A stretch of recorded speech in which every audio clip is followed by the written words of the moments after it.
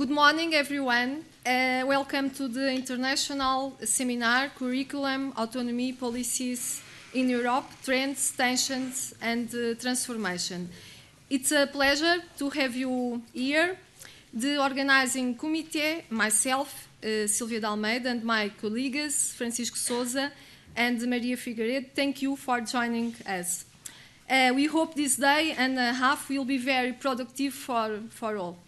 We would like to thank the Calouste Gulbenkian Foundation, the Faculty of Nova School of Social Science and Humanities, and the Interdisciplinary Center of Social Sciences for making this seminar possible. We are also grateful for the participation of our colleagues from universities and research centers in Scotland, the Netherlands, Sweden, Ireland, and Cyprus, so that you can reflect on trends in curriculum, autonomy policies in a comparative way. For the opening session, I invite the administrator of the Calouste Gulbenkian Foundation, Guilherme de Oliveira Martins, to say a few words.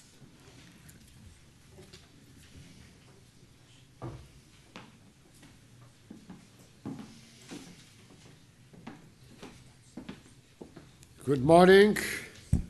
Good morning, ladies and gentlemen. For us, Fundação Calouste Gulbenkian, is a great pleasure, a great honor to have this international seminar on curriculum autonomy, policies in Europe.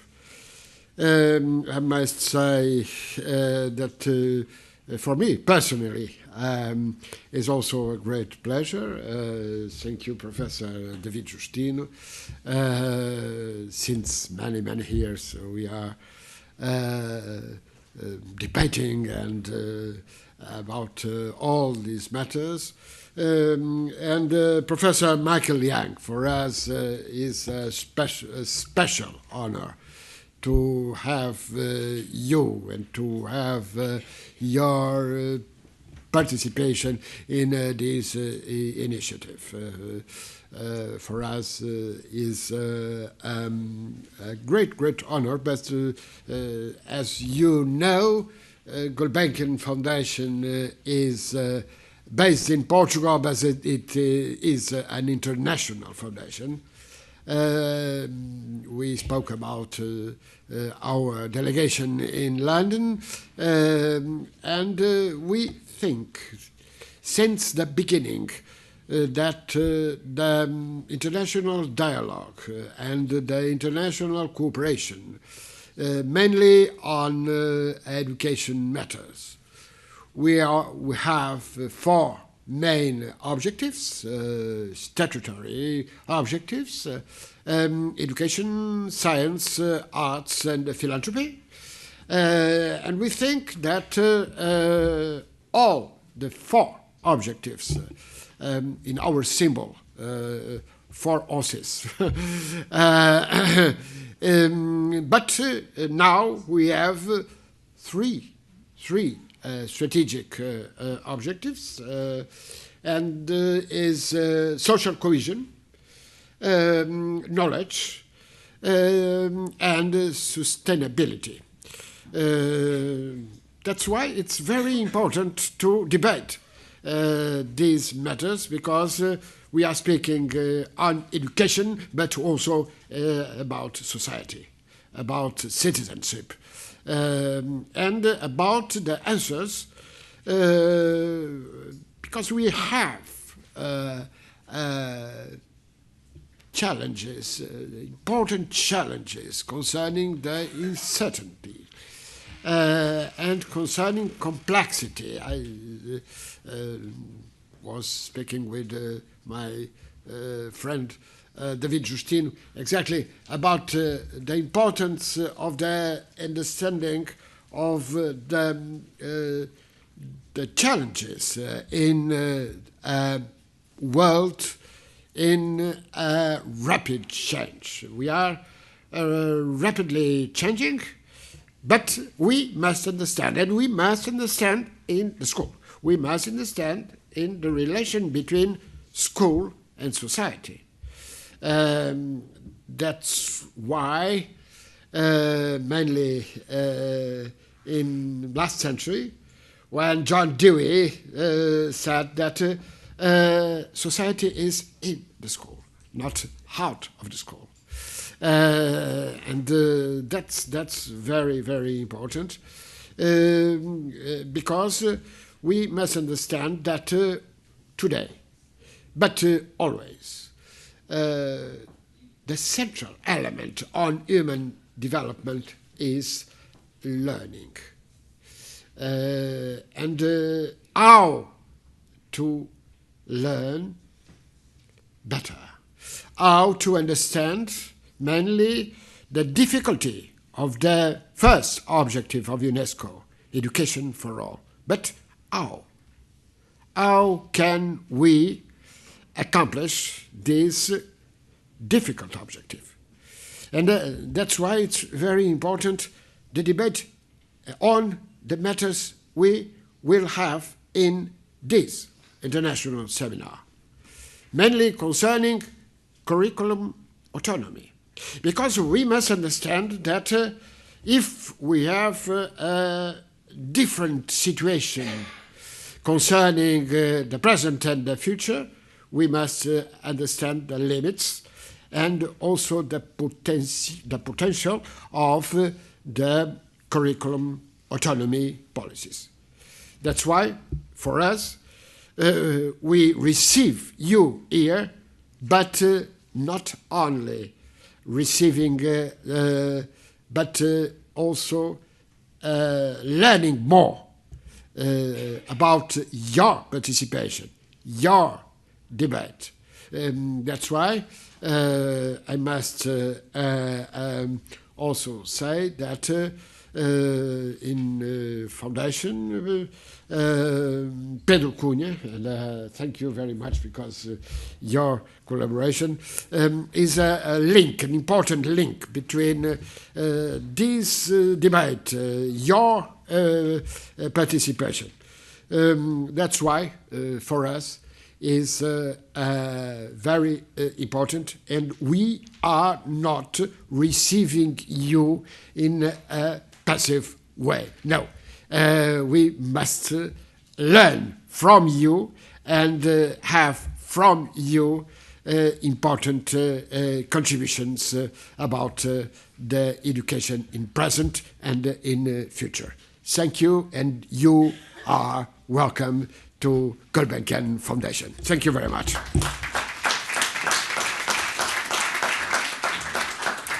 Thank you. Now I invite the Deputy Director of the Faculty of Nova School of Social Sciences to say a few words, please.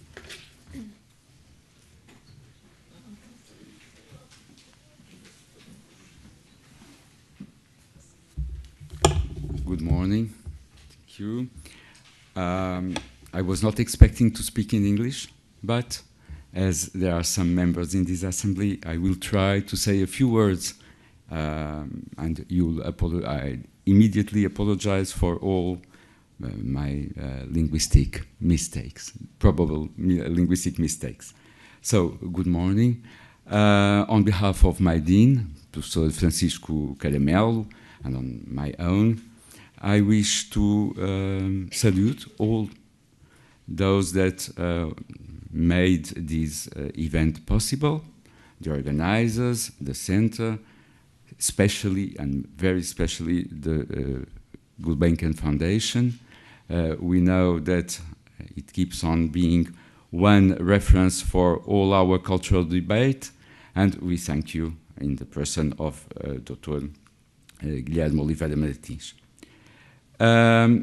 Curriculum policies is a debate, I would say, that has been keep on going through history. For me, that I'm a person coming from philosophy, since Plato and the Sophists, is inevitable to think about curriculum and about decisions on curriculum policies. It means that we all have this, that idea that we are trying to find a new and completely innovative solution when the debate becomes present. But as a matter of fact, it's a very historical, very complex, and I would say with some difficulties that history made possible for us. Because curriculum, as everyone knows, touches social expectations, political decisions, but also personal decisions and personal expectations by the citizens. And it's very difficult to decide whether to choose one side or the other. And that's the richness, I would say, of the debate, and I think it's the richness of precisely the proposal here, this program, where we immediately see that organizers and participants are concerned with two main positions. One involving a more consistent support on what traditionally we call knowledge or knowledges, and the other one more concerned with other factors of inclusion and democratic life. So I would also like to remind all myself that if nowadays in our society we are debating curriculum on basic and secondary school level, very recently, I would say more or less 6-10 years ago, it was for the superior, for university to debate about its own curriculum in the Bologna process. And we keep on debating because Bologna process wasn't, I would say, completely clean. So we still have lots of questions about curriculum in our universities. And just to end these general considerations, it's obvious that our concern with curriculum, the concern of all societies with curriculum, means that we are generally, when we are debating seriously about it, it means that our societies feel themselves a little bit in crisis, and in crisis in all domains: crisis of knowledge, crisis of society, trends, crisis of institutions, and it has been always like this. So, for me, I would say in a very democratic conviction, it's also a very good sign that we are debating on curriculum, that societies are debating on curriculum. Of course, Nova FCSH, my faculty, also has an important role in teaching formation. And that's why we also have a great interest in those debates on curriculum and on education. We can't avoid them, yeah? And we feel that that faculties should be precisely the places to have the most important, the most sustained ways of discussion and of creating knowledge on education. Secondly, we are a faculty of human and social sciences, and we also hope that progressively we are going to invest on the artistic knowledge. So I would say that if or whenever or whatever would be the main choice in those possibilities on curriculum, we would always stress the importance of a humanistic curriculum. It means a curriculum that makes humans more human, that makes citizens more participative, that makes democracies stronger. And that's why it's also important besides all the knowledge we can pass, it's also very important to have activities directed to creativity, to critical thought, and to the aesthetics, because it's also important that our future citizens have their own sensibility developed, and not just that they shouldn't be just concerned with questions, very precise questions related to jobs or to the market. Finally, I would like also to say that for Nova University and for Nova FCSH, it's very important that we have a center, a research center like Six Nova, and in that research center a group of researchers that are completely dedicated to these problematics. And they are doing an excellent job. They are doing an excellent work as researchers, and also as promoting the debate on terms of internationalization. So, I would say, shall we have the best debate? And I hope that those 2 days would be the most satisfactory and productive for all of us. Thank you very much. Thank you. Now, I invite the director of the Interdisciplinary Center of Social Sciences, Professor Luís Batista, to speak.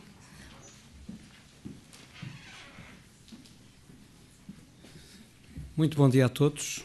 Sejam bem-vindos a este encontro. I'll start now to speak in English. Thank you very much to welcome us, Dr. Guilherme Oliveira Martins, for your words.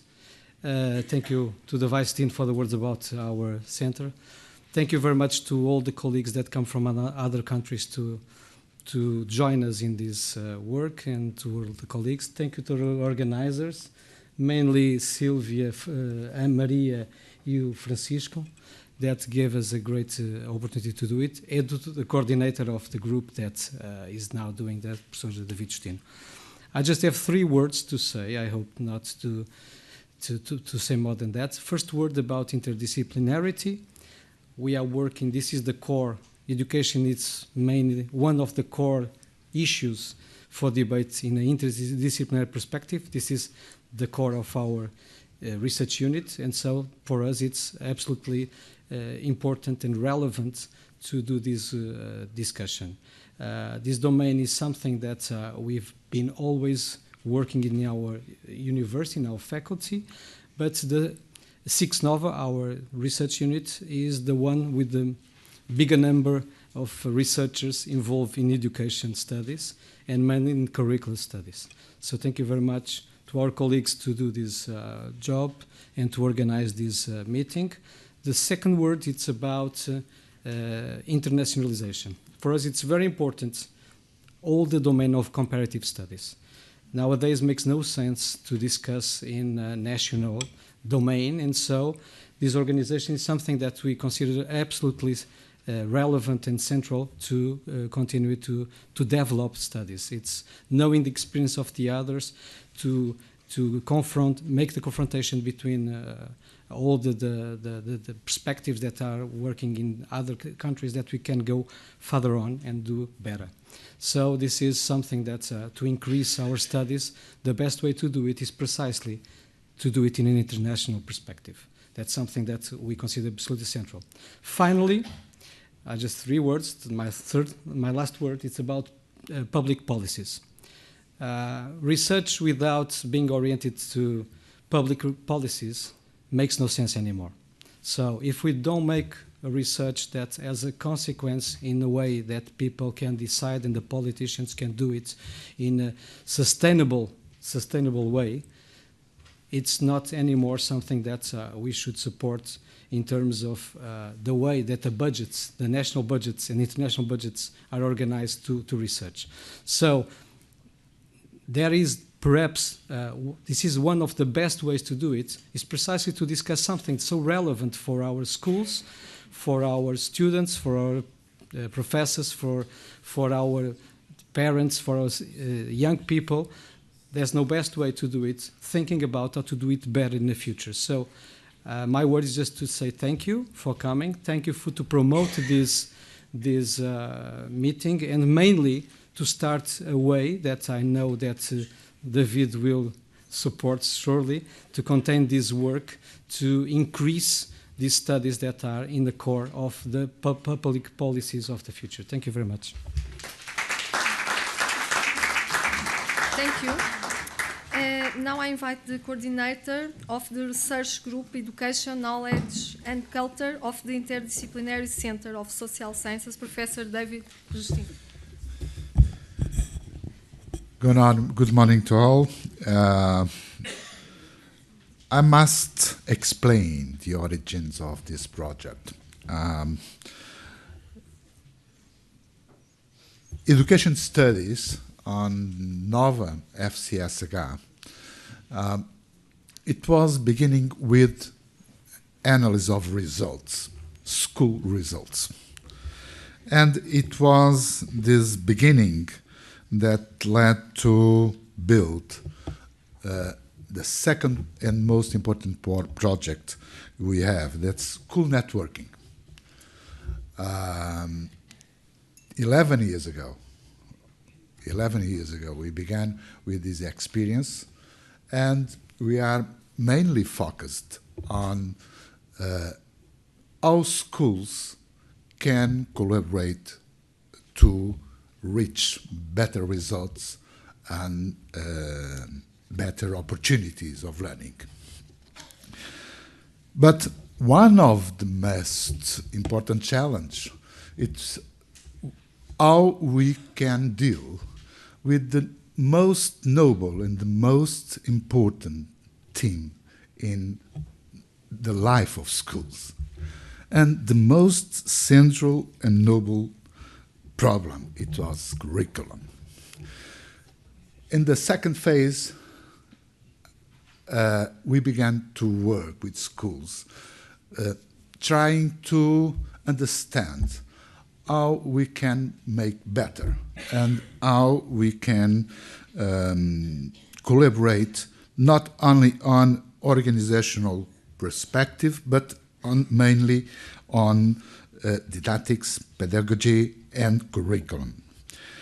And this project began with a small name, that's Curriculum Monitor, that Sylvia began with it, and with my help, of course, but not in my speciality. And then with enlarging the collaboration with national and foreign colleagues, that we hope to give some light and to give some great contributions to research on this particular theme.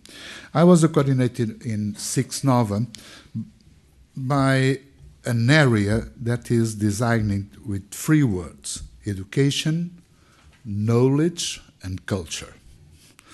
And these 3 words are the main orientation, linking studies, linking research, and linking researchers that work on different perspectives, but they are convergent on the problematic and even sometimes in methodology.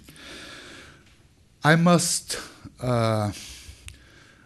recognize the importance of the help that Maria do Céu Roldão gave us to this project. I'm very grateful to your dedication and support because it was not possible to do this without your help. And I'm very, very recognized for that. Second one, I'm very recognized on my faculty, director of the 6 Nova. And in this first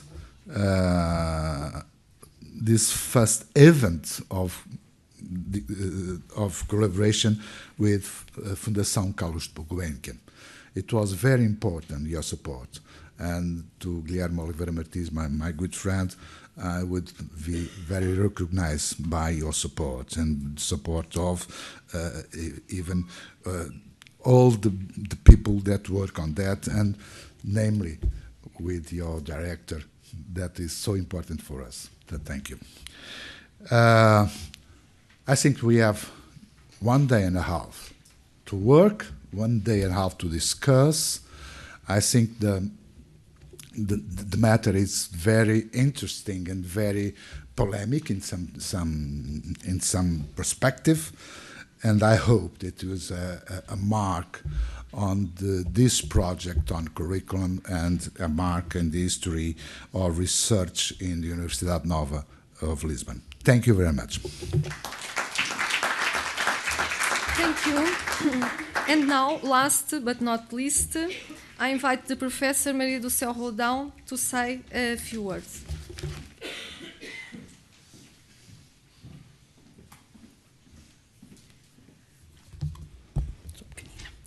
Good morning, everybody. I start by welcoming our guests and our international colleagues that join us, and all the Portuguese ones also. And I repeat with pleasure the thanks that we have to do to Gulbenkian Foundation, to the University, to the Nova Center of Research, and to the responsibles that are here with us. I also must thank very much Professor Justino by his nice words about my role, which is a bit exaggerated, but I thank you as well. Well, my connection with this whole project is as a consultant or a collaborator with the center, with Sylvia especially along the time, and now in the launching of this new project that aims at an international comparative approach. And it's very rewarding for me to see the interest in introducing research in a very visible way as a central part of the curriculum policies. Because we are used in Portugal, in my view, to look at curriculum as politics and not as policies. And so we discuss, and people discuss, and schools discuss mostly the last law or the last determination or the last prescription. And there is a huge lack, in my view, of production of knowledge on this central issue that is curriculum. I'm accused of, sometimes in academic environments, to insist in the centrality of curriculum. But I keep insisting, because curriculum is what we do in education in schools, not in education as a whole, and it has to be connected with the rest, but is, of course, the central job of schools, and so it has to be questioned, worked out in research terms. So it's a great pleasure for me to see the development of this project that inspires the seminar we are going to develop these 2 days. I would simply remember some of the issues that cross the program, and that relate to what I think are the central issues in curriculum research across the world, namely in the European context, and that links to the complexity that was already referred as this morning, complexity of the problems today at societies and the concept of knowledge itself and use of knowledge itself. So I'd say that we have, in a global perspective, related to curriculum research, 3 major lines or ideas that are that are in discussion now. Issues of empowerment. Is curriculum, and how is curriculum a factor of empowerment of people, of societies, and of development in a humanistic view, as it was also referred. So empowerment, and I call the concept of Michael Young, here present with us, of powerful knowledge, is something that is at the center, at the very center now, of the curriculum, the research on curriculum. Second one, and they are not hierarchical, is the issue of inclusion and equity.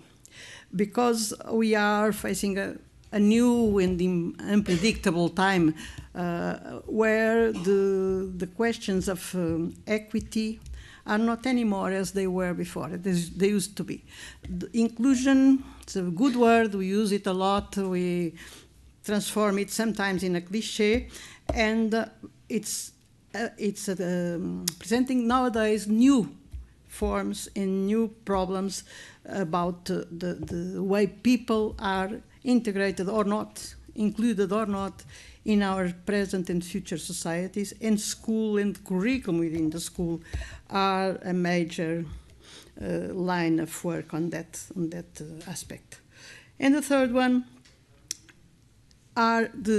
is the international tendency that we can see in the projects on curriculum for OECD 2030, for instance, that insist on the predominance of the importance of soft competencies, so-called soft competencies, across the curriculum. How are we developing in the different countries that are going through different changes in politics and in policies too? What are they, how are they working?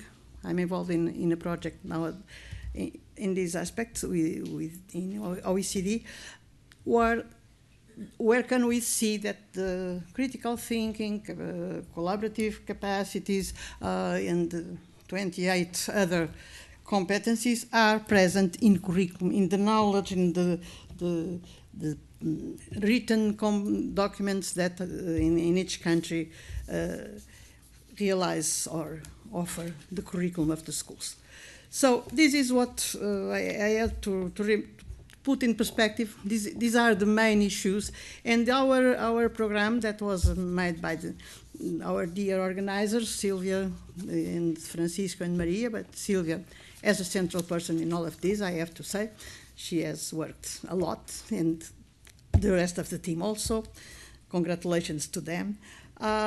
We have, if you look through the program, we have curriculum as knowledge in a part of the discussion. Which knowledge, kind of knowledge, which knowledge is worth teaching, which knowledge is or can be for all. That will be, I believe, the theme of Michael Young, briefly. And the curriculum as the job of teachers.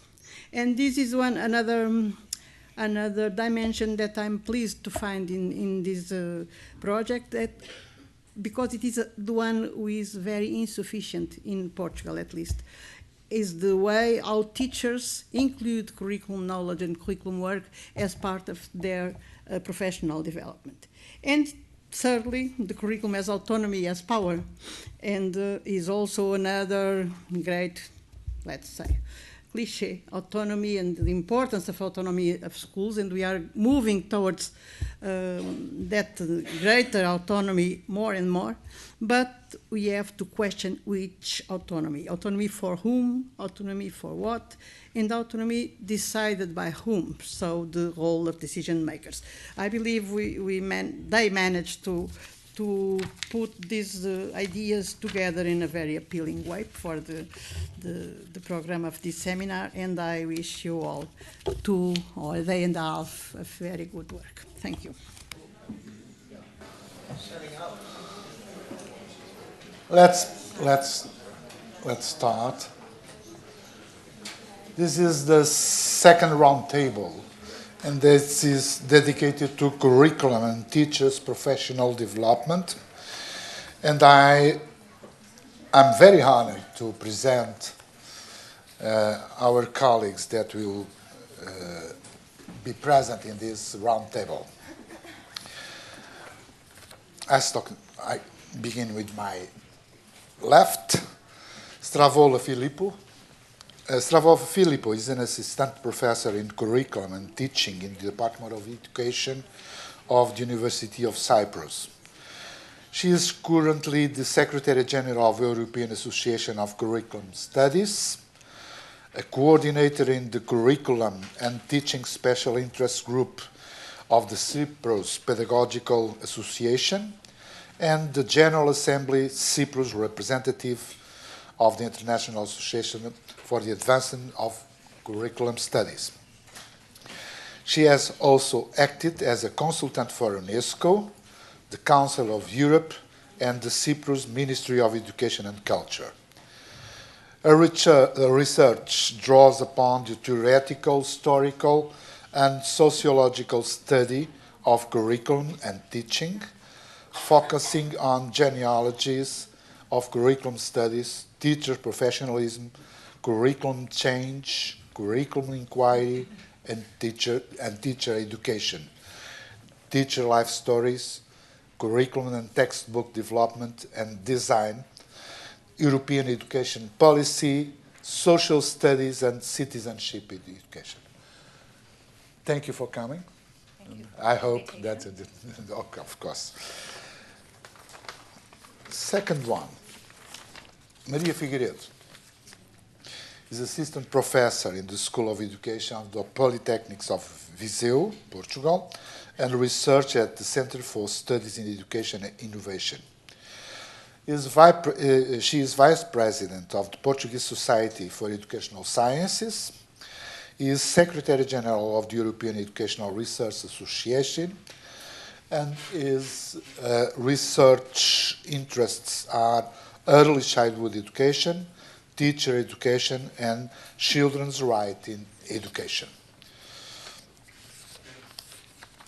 Last but not least, Mark Priestley.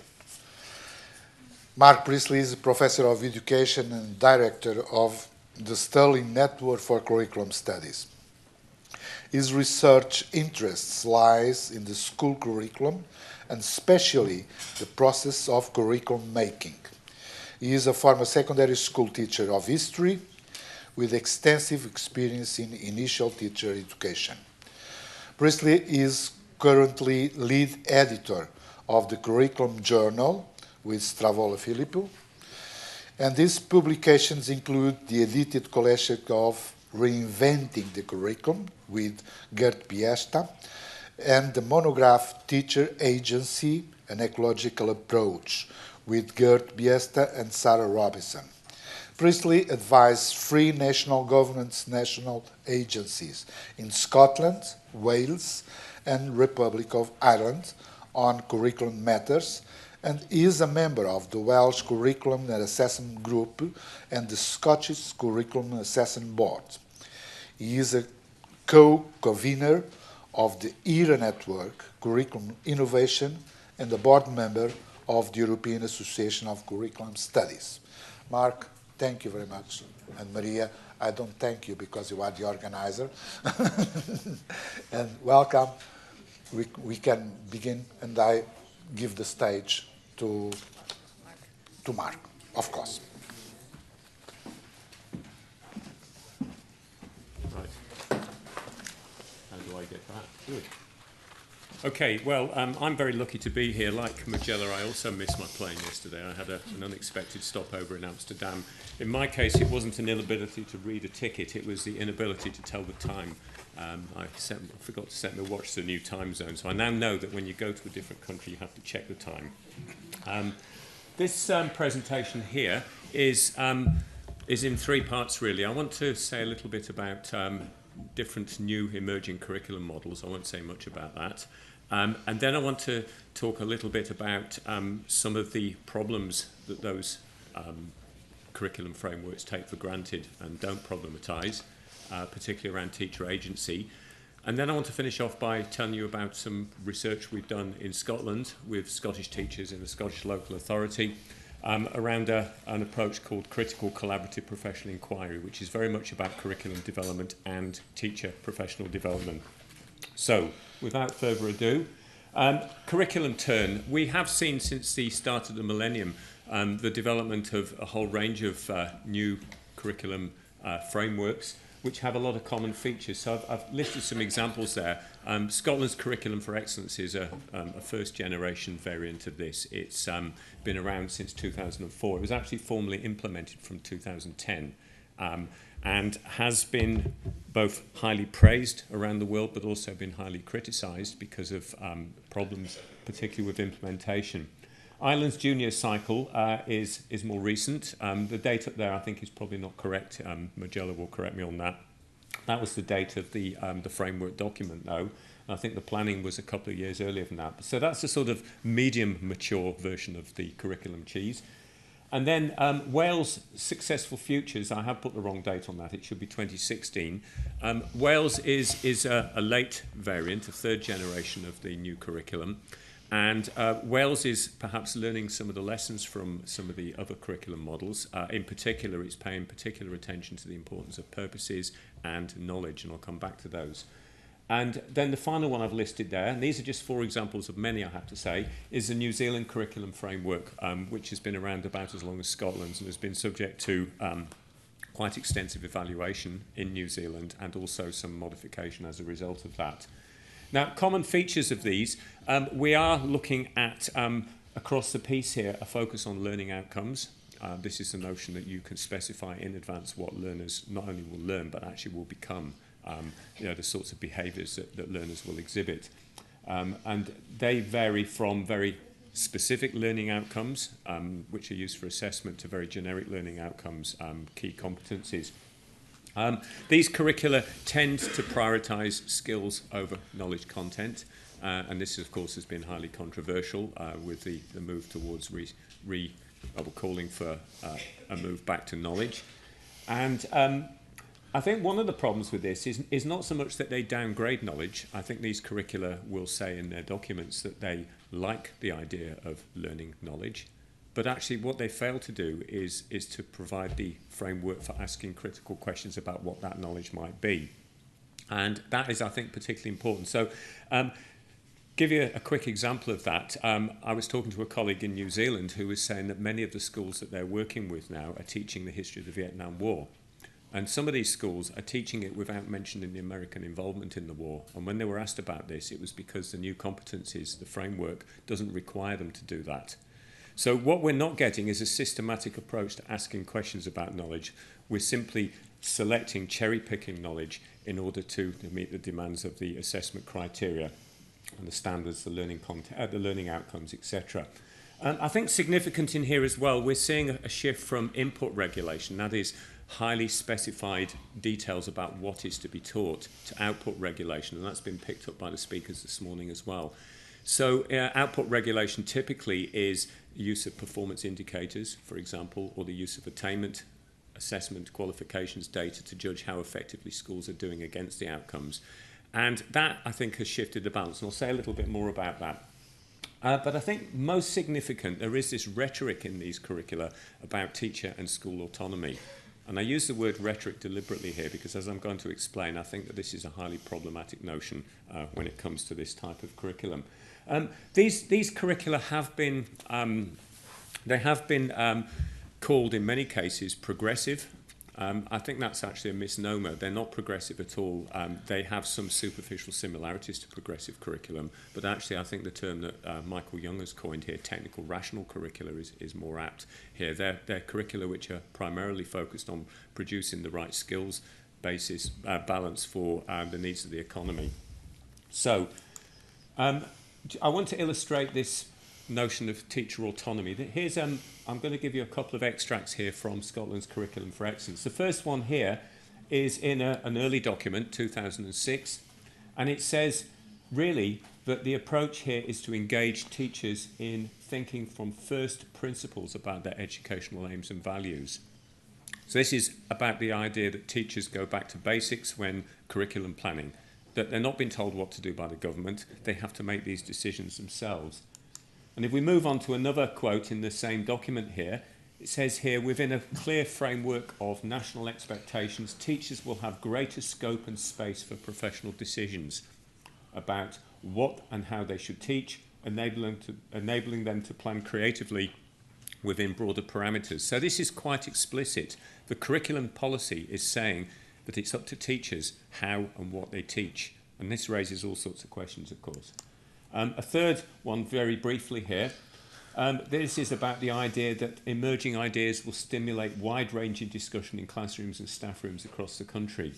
So this is about professional dialogue. It's about teachers working with one another and teachers deciding what it is to be taught in the curriculum and how it should be taught. So effectively what the policy rhetoric here is saying very clearly is that this is open to negotiation and actually open to decision making by teachers. This didn't happen, of course, because certain things have got in the way. Qualifications, for example, continued pretty much unchanged. There has been some changes to those. The subjects that are taught in secondary schools, for example, have stayed pretty much the same. People have tended to fall back on existing resources and packages of materials. And so, actually, on the ground in schools, we're not seeing massive change, but what we are seeing is a change in rhetoric. Now, I think there's a big problem with all of this here, and there's three aspects to this. The first one is this notion of teachers as an agent of change, which appears in a lot of policy. Teachers are going to be agents of change. But in fact, whose change are we talking about here? How much autonomy do teachers have? Or is the job of a teacher to be a technician to implement somebody else's change? That's a first question. The second question really is to do with the focus of curriculum and associated policies. It has tended to focus on raising the technical expertise, the technical capacity of teachers, but what it hasn't done is focus on the conditions for teaching. So the structural and cultural conditions particularly which frame teachers' work. And this means, I think, that we can have very, very strong, high-capacity teachers who are effectively disabled by the environments they're working in. And I'm going to say a little bit more about those environments in a minute. In particular, going back to this notion of input and output regulation here, is we have moved away from prescription of content and method, and we've moved towards what might be called performativity, the notion that we specify the outputs of teaching and we hold people accountable to them. And this again has come up over and over again today. Now, my friend and colleague Gert Biester says that in his view this output regulation has undermined, eroded teacher autonomy much more effectively than any prescription of content. So we've effectively moved from what were called teacher-proof curricula, where everything is specified in minute detail, to curricula which are ostensibly, rhetorically open to autonomy, but where teachers' work is controlled by other means. And this, I'm suggesting, is then a myth of teacher autonomy. Okay? Now, I'm going to talk about this project, this approach called critical collaborative professional inquiry in a minute, but I just want to say a little bit about a couple of the premises that we're basing this on. The first one, and I think this has been very well established in the research literature, is that teachers are active mediators of policy, whether that policy is prescriptive or whether that policy is permissive. Teachers will always interpret policy, they will always translate policy, but those translations will occur through the filters provided by their existing beliefs, their professional knowledge, the values they have about education, etc. And these mediations are further shaped by the conditions by which the teachers are able to act. So we're talking here about things like the resources available to teachers, material resources. We're talking about things like relational resources, what access they have to colleagues to work with, or are they working in isolation, cognitive resources, but also the constraints that frame teachers' work. And bottom line is that actually many of the things that the curriculum policy is asking teachers to do are judged by teachers to be simply far too risky, and people won't do it. So that's the first premise, this notion that there is mediation of curriculum policy, and what we get actually in practice in classrooms is possibly quite different than what the policy intended. And that's by no means a bad thing, it could be a good thing. The second thing here is the notion that curriculum, I think, should be understood here not as the content we teach, which is often the way that Scottish teachers talk to me about it, but as actually practices. Curriculum is something that we do. So curriculum can be seen as multi-layered social practices. And those practices would include choices about the content that we put in front of young people, but they also include issues around infrastructure. What sort of support mechanisms do we have for developing the curriculum? Issues around pedagogy, how we structure learning activity, and assessment, how we evaluate the results of our teaching. So these are, I think, all important components of curriculum, and I think moving to a definition of curriculum as social practice, and the social practices through which we plan, structure, enact and evaluate education. This gives us, I think, simultaneously a broad definition of curriculum, but also one that's quite tight conceptually. Now, I think it's useful to remind ourselves as well that curriculum making is something that doesn't just happen in schools, it happens across a multiple set of layers in the education system. We've heard this morning from Magella about the transnational discourses, organisations like the OECD, that generate curriculum activities and curriculum ideas and concepts, and the macro level, national level policy making processes that translate those into local or national contexts. But also we can think about meso level activity. I'm framing this here as a sort of not as a sort of level of the system, but as a type or a field of activity around support, guidance, facilitation, leadership for curriculum development, etc. And then at the school level, we have micro-level practices and the minute-by-minute interactions that happen at the nano level. I said I'd say a little bit more about input and output regulation. I think it's important here to show how they interact. So this model here shows that we can have strong input regulation. In other words, we have very detailed specification of what is to be taught, or weak input regulation, little or no specification. And then on the other quadrant, we've got weak output regulation, which is basically no oversight through outputs of teachers' work, and strong output regulation of the sort we find in England that Michael was talking about this morning. You know, heavy-duty use of assessment data, qualifications data, inspections, etc., to judge where schools are. And if we have a look at where Scotland is on that, Scotland has comparatively weak input regulation now, but it has quite strong output regulation. It has an inspectorate. There are league tables generated of schools' performance. They're unofficial league tables because the Scottish Government doesn't collect this data to do that. The newspapers do it instead. But it is possible for a school to compare itself against other schools. And these sorts of comparisons are often used to make decisions about education, which often are counter to educational policy and purpose.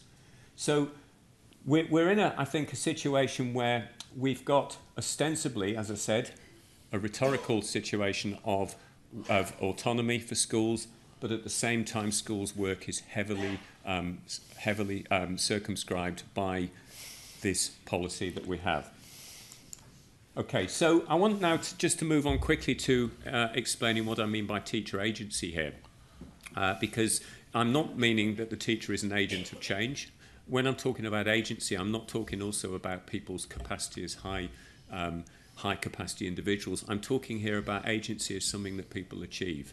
So strong teachers will more likely achieve agency than teachers with a weak knowledge base, for example. But strong teachers equally could be disabled by the contextual conditions they work within. So what we're saying here is agency is not something that people possess, it's something that people achieve.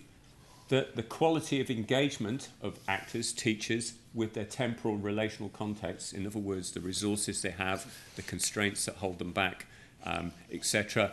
This is what actually leads to agency. It's not just the people themselves. So the concept of agency here is, and I'll quote, is highlighting that actors always act by means of their environment rather than simply in their environment, so that the achievement of agency will always result from the interplay of individual efforts, available resources, contextual and structural factors as they come together in particular and, in a sense, always unique situations. So a teacher can achieve a lot of agency in one situation, and 2 days later, the same teacher may have very little agency because the conditions have changed. Okay, so with that in mind, just to say that agency is also temporally based. So it can be oriented to the past, the iterational. Agency, to a large extent, is dependent upon the dispositions and capacities that people bring to a situation, but it can also be oriented to the future. You know, one of the things that I don't see an awful lot in Scotland with teachers is the ability to imagine different scenarios for education. People tend to look at their practice and come up with the same solutions over and over again. And an agentic teacher is perhaps one who can envisage different future imaginaries and think about education differently. And that, to some extent, depends on the life histories and the professional histories that they have, but it also depends on the practical evaluative domain of agency here. It depends on the cultural environment we're working in. You know, as a teacher, I've worked in several schools, and I've worked in schools which inhibit innovation because people are worried about innovation, are nervous about it, or where simply people don't want to know. And I've worked in schools which are highly innovative. And the same teacher can work in those two different schools and achieve different types of agency there. In terms of the structural stuff, we found in some of our research that the quality of relations that teachers had within the school was really important for their achievement of agency, and particularly the existence of strong professional horizontal relationships, often informal relationships with colleagues, because these are the sources of the ideas and the support and the permission for teachers to innovate in their practice. And then the material resources, of course, quite important. And I'm always struck by a particular example here. We went into a school in Highland that was introducing cooperative learning for the first time, and they couldn't do it very well. And when we looked a bit closely, we found out that all the desks were bolted to the floor in this particular classroom, in this sort of lecture room arrangement, and it was impossible to put desks together to get students to talk to one another in classes. So cooperative learning didn't work in that particular school because of the material environment. So, okay, I want to move on then and finish off then by looking at this project. Am I okay for time here, by the way? No, it's good. Yeah, okay. So this was a project we ran over 3 years in a particular local authority. We worked with around 70 teachers during that time, different cohorts. One school in particular sent a different cohort of teacher each year. So we ended up, I think, talking to teachers across about 10 schools in this particular project. 2 university researchers working as critical friends. We provide access to literature, we provide advice, we look critically at what people are proposing to do. But most importantly, what we did was we put in place the process here. The first stage, and this is, I think, a really crucial stage, is a sense-making phase. This is where we spent a fair deal of time, maybe 4 of the sessions, half of the sessions in the year, looking in depth at concepts. And what we were trying to do here, I think this is fundamental to it, is getting people to work out what it is the policy is actually saying, how that's different than their preconceptions and their existing practice, and what might be possible from it. And that involved introducing people to big ideas about curriculum studies, but it also involved people looking in detail at the curricular purposes which they were working with. And then the second phase here, which took the second half of the year, was effectively it was an action research intervention. And we use the word interruption, in fact, here, because what we're effectively doing is challenging teachers to interrupt their current practices and their current thinking, and through that to come up with some new approaches. And I'll give you a couple of examples in a minute. The process is represented here. I have distributed a paper. There's a link to a paper if people want to read more about it. But effectively focusing on the inquiry, interrupting practice, and then sense-making are 3 fundamental concepts here. And then we did some research. I won't go into detail on that. If you want to read about it, it's in the paper. Okay, so this is the important bit here. These are what some of the teachers were telling us. SDHD means secondary deputy head teacher, number 1. Primary classroom teacher, number 8. So we interviewed quite a few of these teachers. And they talked about what the project had done. I've sort of split it into 4 or 5 different categories here. The first one is interruption. How did this approach interrupt people's thinking about education? And the first quotation here, I think it's quite nice here. I led the group. I had a way I wanted to go, a set of rigid ideas. What I considered to be my vision was narrow. By reading research and working with Val and Mark, that expanded our thinking. Read stuff I'd never heard of before, really helped me to have a wider perspective. So this is someone who's radically changed their view. This particular school came into the project wanting to find out the best way to implement an off-the-shelf literacy package. They put it in the bin about 2-3 weeks later and came up with their own package instead, which was much more powerful. Another one here, reminded me not to simply accept the way things are with my classroom and to engage and reflect more critically on things. Okay? So interruption is a really important part of this process. We went beyond interruption, I think. We were talking about changes to people's professional disposition here. A couple of examples. Learning teams were encouraged to engage in critical theoretical inquiry process when looking at alternative methodologies and changing practice. Okay, that's the first one there. And then the programme has helped me to be much more analytical about any changes to pedagogy. I think carefully and examine any comments which claim to evidence improvement in a much more detailed way and to ensure that they do provide the evidence which is claimed. So we're seeing quite a different disposition here. Many of these teachers would have taken at face value the evidence they're picking up from blogs, for example, and now they're looking carefully and cross-referencing to academic research. And that's a big step change. The third area is to do with professional context, and this really is fundamental to the teacher agency business, I think. Two areas where we saw a distinct change in the way that teachers were able to work. And the first one is that the project served to flatten the hierarchies in the school. Previously, many of these teachers would simply be waiting to be told what to do by a senior manager. Following the project, they became very much more aware of their own active role as decision makers, and the head teachers were much more willing, because head teachers were involved in these groups and deputy head teachers, they were much more willing to listen to what even probationer, new teachers, newly qualified teachers had to say. So the hierarchy flattening was really important, I think. But also, I mentioned relational resources. What this project really did very powerfully was it built teams of people who worked together. It produced the opportunity for people to work with colleagues, to get critical feedback off colleagues, to offer critical feedback to colleagues, and to bounce ideas around. And it provided almost a protective layer for these teachers. So, innovation is far less risky if you're working in a group than if you're working on your own. And the fact that we had head teachers in these groups meant that there was also a layer of permission for what it was that people were wanting to do. What we saw was a strong increase in professional confidence. These comments illustrate here that all of these teachers felt much more confident to make these judgments and to make these changes to their practice. It really did open up a whole range of things that people just didn't feel they had the confidence to do before. And then finally on teacher agency then, just to summarise, what we saw from this project at these sort of different levels or different domains of activity. At the individual level, we saw enhanced professional knowledge. So this is very much about what Lawrence Stenhouse talked about years ago. There can be no curriculum development without teacher development.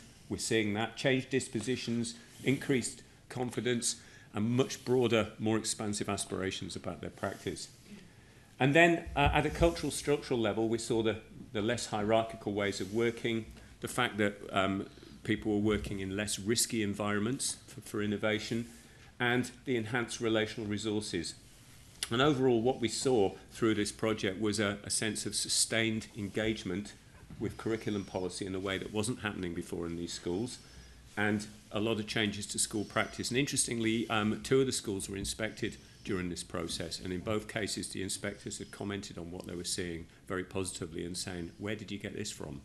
So they felt very vindicated by this. And I think it's important to stress that the role of the researchers in this is not to tell people what to do. It is to provide a framework and a supportive set of mechanisms, a process for people in schools to develop their own practice. This was driven by teachers, fundamentally. Okay, so I've put some more details up there, and if anyone's interested in any more, there's some work on my blog, WordPress blog about that, and the link in the middle is to the publications, quite a few of them available as open access. Thank you.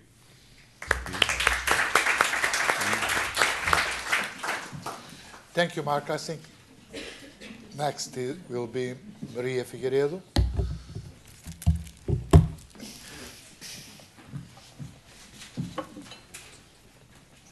Yes, that's right.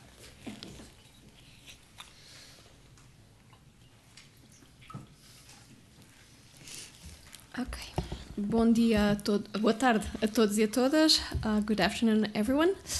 I'm going to talk from a very particular point of view regarding curriculum, since I'm talking about early childhood education. And curriculum is not strange to early childhood education, but it's not as simple a concept as it is in other levels of education. And so I've structured the talk in 4 big moments. First, I'll locate what I'll talk about in early childhood education and some of the trends there. I will talk about 2 main things. One, what teaching looks like in early childhood education, so I can then talk about content knowledge in early childhood education. And then this is about trends, and one of the trends I bring you is the 10-year challenge, which is a big trend in social media right now. And I thought I'll do a 20-year challenge with the curricular guidelines for early childhood education in Portugal. And then I'll bring some results from the voice of early childhood teachers in Portugal about those 20 years. So it's difficult to talk about something which is so diverse throughout Europe and throughout the world. If you talk about school or a teacher, usually you have a common idea what we are talking about, but for early childhood education, we can be talking about very different things. So there is a big diversity in a lot of the dimensions that make up early childhood education.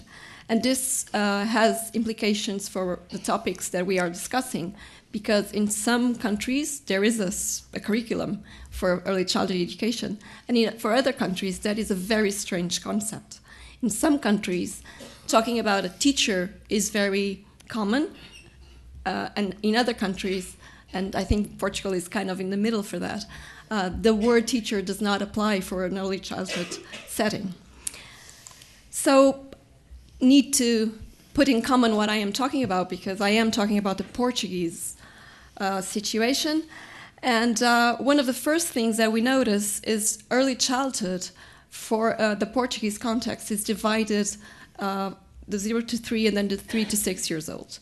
And so most of what I will talk about is about preschool education, that is 3 to 6, which is not compulsory in Portugal, but we do have a 95% coverage of children, even without it being mandatory or compulsory. And so it goes from 3 to the compulsory school age. It is considered part of the educational system, the first stage of basic education, and that means that we have teachers, and I'll tell about a little bit further up, and we do have some national curricular guidelines, and that's the umbrella there, that cover different pedagogical approaches and both public and private institutions. And the teachers, and I bring you some real people who are real early childhood teachers from one of my groups last year. They're not called teachers. They have a special name. They're called educadores, which would roughly translate to educators. But in the system, that is actually one of their few peculiarities, because since the 80s, their training, their initial training is the same as every other teacher in the system, especially common with the primary education ones. But when we had the last big change in teacher education, we now have all our teachers with a master's level. And that is also the case for early childhood education. They also have the same career status and professional profile as other teachers, and they are considered curriculum makers. And that is another distinction. They have always been seen as curriculum makers because they never had an actual curriculum to follow, so they're doing them themselves. But even with this commonality with the other teachers, and I highlighted the biggest, more important ones, teaching is not an easy word for early childhood teachers in Portugal. It's not an easy word for parents dealing with them. It's not an easy word for the area. It's actually in some discussions sort of poisonous. But that is my first assertion today. They do teach, they just do it differently. And you have to look carefully and with a good theoretical framework to see how they teach. And I'm using 3 dimensions of teaching here from a couple of authors. And the first one has to do with what we call the backstage of teaching.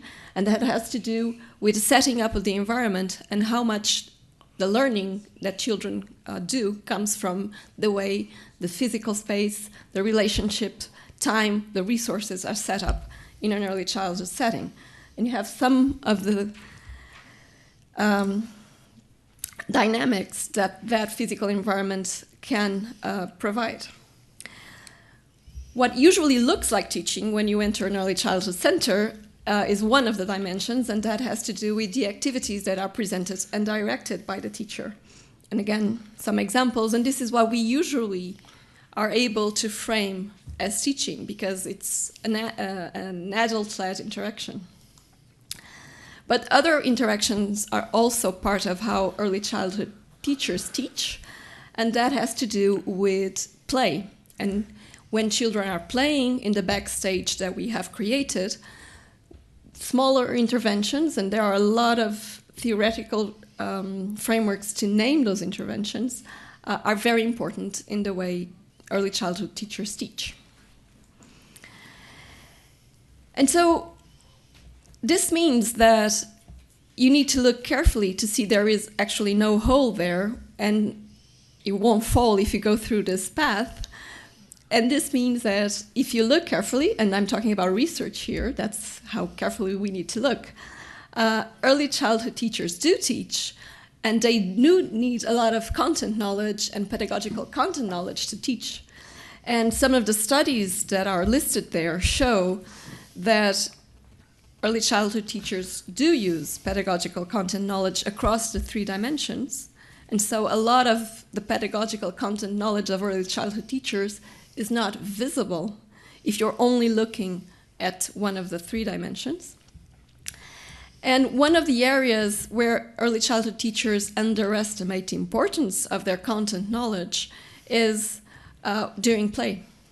And that is an important part of what happens in early childhood education. So what is it that makes content knowledge so poisonous in early childhood education? And here, we don't have to look much further than some of the things that have already been presented here. It has to do with the sort of the same problems that we have in other levels of the educational system, but here they're considered more dangerous, and they look more dangerous and more risky. And this has to do with, as soon as you introduce a content curriculum, there's a bigger tendency to look at teacher-directed practice if you haven't learned to look at play as a dimension of intervention and as a place where content knowledge is. It also makes it easier for commercially based programs to find their way into early childhood teacher and centers. It has been seen as providing conditions for a compliance curricular mindset, and it usually comes connected to a preparation for compulsory schooling, and with that comes also the kind of teaching practices that are connected with primary education. And another dangerous way of looking at this is with content knowledge come the subject-specific didactics, and that has to do not with content, but with pedagogy, with practice. But we can break this way of looking at content knowledge in early childhood if we look at the powerful ways that content changes, deepens what early childhood teachers do, and that is the intentionality of their practice. And so those studies that are listed there again show that with more content and with more pedagogical content knowledge, there's more intentionality in all 3 dimensions, and assessment and teaching practices become more connected, or can become more connected, and there's more sophisticated planning from the part of the teachers. And they're more ready to listen to children, unafraid of the questions that will come. And so what makes the difference which path we take when we think of content knowledge in early childhood education, and it's a long list of things, but most of them, or some of them, have to do with the curricular guidelines, but also with the sort of things that Mark was talking about that have to do with the conditions in which teachers are working. And for that is something that I would like to analyze for the Portuguese context. I will need to take you back 20 years to the first time we had curricular guidelines for early childhood education in Portugal. And this was a time of big change in early childhood education in Portugal. We finally had one common way of introducing early childhood for children. And the curricular guidelines were very important in terms of regulating the role of the state in bringing together all the early childhood centers. But they were also seen as giving visibility to the practices in early childhood. What did they bring? What was inside them? Well, there was this idea of intentionality, and so it was probably the first time that was very clear stated that early childhood teachers in Portugal were teaching, but the word isn't there, and they would do that through a process of reflection, observation, planning, and an assessment. More importantly, they brought us statements of what children should learn, and this was a big change from the organization in terms of areas of development to areas of content, in terms of the way teachers were presented what they could teach their children. And now the 10-year challenge. These are the new ones, so they look much more colorful. And let's take a look at what changed. And one of the things that changed is that in the first version, there was no reference to play. There was a reference to a structured pedagogy. And now there's a very strong emphasis on play. Another thing that changed, maybe in the different direction, is that the content areas are now much more aligned with the primary curriculum. And the structure of those content areas has been greatly updated, taking into account a lot of the research that has been done in subject-specific didactics, meanwhile. And with this came a much more precise indication of what children should learn. And this is new in terms of what early childhood looks like. There's a much bigger, more detailed guidance on evaluation and assessment. And there is, obviously, because the Convention of Children's Rights was meanwhile presented, a connection to children's rights, which is very strong. And if this is your area and you're familiar with the more transnational documents, as Magella was talking about in the morning, you can see that there are different trends here and things are being pulled in different directions. And they might come together in good ways, or they might tear apart. What I would like to look at now is the curricular document was just part of the policy changes, and because early childhood is part of the educational system, it's important to look at a lot of other things that changed if we want to understand how early childhood teachers are working, thinking, and feeling right now. And I've highlighted a couple of those things. A first big change was the fact that schools are now grouped for administrative purposes. And so we have the school networks or clusters. And this meant that early childhood teachers are now put together in early childhood departments that have functions related to planning and assessment. And this can have a good outcome in terms of more collaborative work and thinking, but it has also been, and there are some studies on this, shown that it brings a great pressure to uniformization. Another thing that changed was that traditionally early childhood centers were very scattered and small, and now we have school centers that bring together a lot of both early childhood and primary. And early childhood has been put in smaller and more conventional spaces, the classrooms. when I started working in teacher education, I worked in very small rural areas where the early childhood centers were adapted from whatever was available. And so we had very unconventional spaces, classrooms, with a lot of creativity going on in terms of what that space would look like. And now we have a very common traditional space for early childhood. This is, again, good in a way and bad in another. But something that has been signaled is that the school centers are much more central, and so there is a bigger distance from communities, and early childhood education in Portugal is traditionally thought of in a very strong connection with the community. Something else that came up is a very strong self and external evaluation for schools, which is not made by level, but it's the whole school group, the network or the cluster that is evaluated. And in that process, again, it's been shown that early childhood specificity is really hard to take into account, for example, in terms of children's assessment.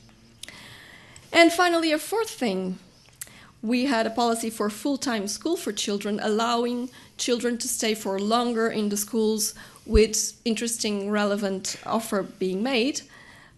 And early childhood has a lot of support for families in its core identity, but this has meant that children stay for a longer time in schools. And I'm not saying these are all terrible, poisonous things. I am saying these were changes that were brought upon on the system, and they might help. They are the conditions with which we are working now. I would also like to look at teacher education for a little while. This is initial teacher education, and one of the things that happened there, again in this time period of time, was that there was a very big change in terms of the way early childhood education was conceived, the initial teacher training, because it is now very strongly focused on content knowledge for the first cycle, for the first 3 years. You do not enroll in an early childhood bachelor, you enroll in a basic education bachelor degree, and you are in the same class as people who will be primary school teachers or second cycle, which is 10 to 12. And that is already subject specific. This is, again, in some ways, a very good idea, but it has also been studied in the way of changing the identity and the way teachers' knowledge is set up. So only at master's level, you can choose to become an early childhood teacher. And another thing that happened when the teacher education changed was that there was a big preference for specific, subject-specific didactics. That is the big structure for teacher education right now. So this being a curriculum studies seminar, a couple of years ago we were being very sorry about the fact that curriculum studies couldn't manage to have the same space that it had in initial teacher education because the number of credits available were much shorter. So these were the conditions, and trying to find out what happened to teachers moving through all of this. We had, both me and Francisco, a wonderful opportunity to find out because we were involved in a nationwide training that happened last year, and a large group of teacher educators worked with 50 training groups throughout the country.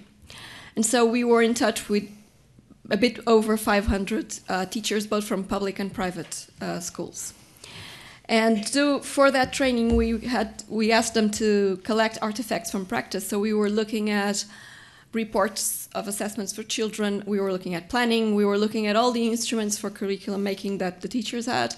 We were looking at small videos of themselves working, and we had very hard and in-depth discussions about the way they thought about the curricular guidelines, their work, the fact that they were, the kind of tensions that they were feeling, and how they felt about what they were doing.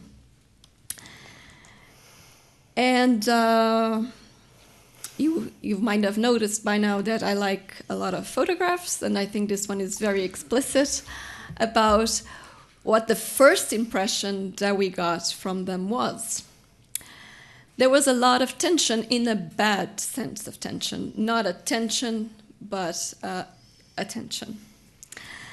And this had to do with the fact that they felt that both planning and assessment were becoming more bureaucratic than the decision-making process.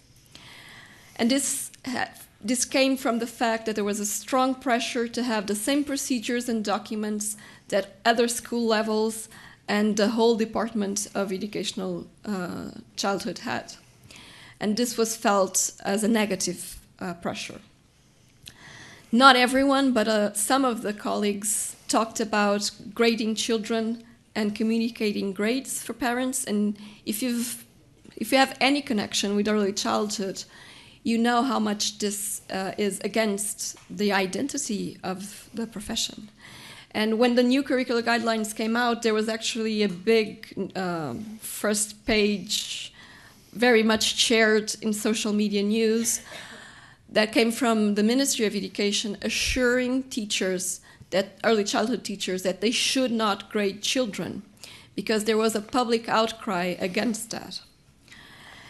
And what the teachers, their first speech about what they were doing was that they were distancing themselves from the curricular instruments and documents, which is something that was done, but they didn't see themselves projected in it.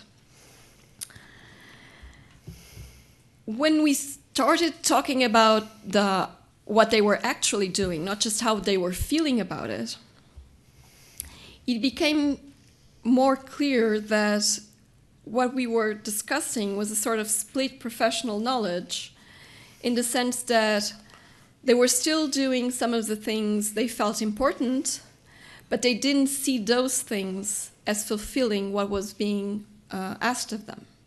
And so, for example, they still organized their learning environment, so the space and the time and the resources, but they never put that down in writing as part of their planning. They would plan activities because that was what was more in line with what the document, the structure, asked for.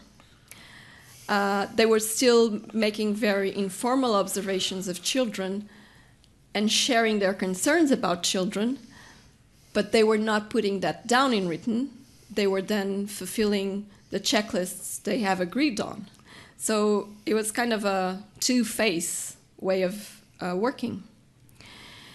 They still valued play very much, but again, it was something that was disconnected from the adult flat time. And what we realized was that the intentionality was still there, but it was being overpowered by the institutional constraints. And I was very touched with the way Majella put it this morning. I think you also talked about roots.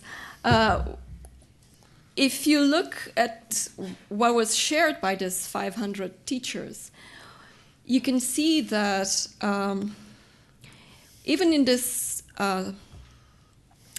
even with these tensions and with these pressures, the roots are very deep. And so play is very deeply rooted as part of what children should do. And children are still doing it, even if in the official documents, the planning documents, it's not as visible.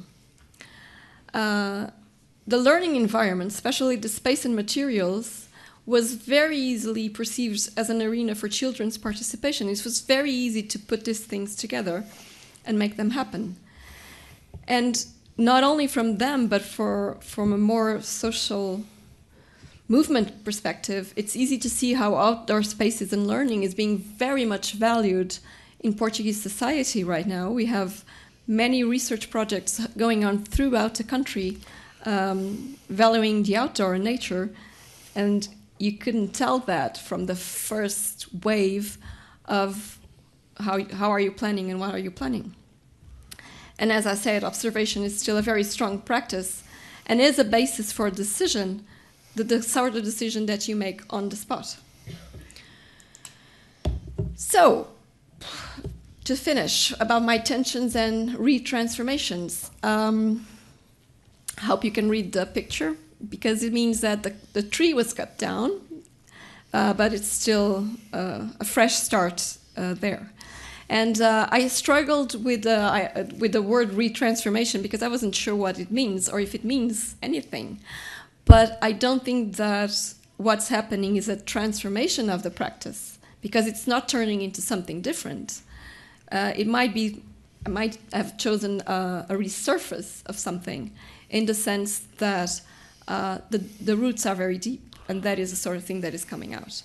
What is interesting in looking at this data is that if you look at the transnational documents, at the transnational trends for early childhood education, you will find the same sort of dilemma between these two sides. And so, and this is not my idea, other authors are saying this, in early childhood education, there is not one single trend for transnational documents, for transnational policy. And so, again, it's a good idea to find your local national answers in the now. Okay, thank you.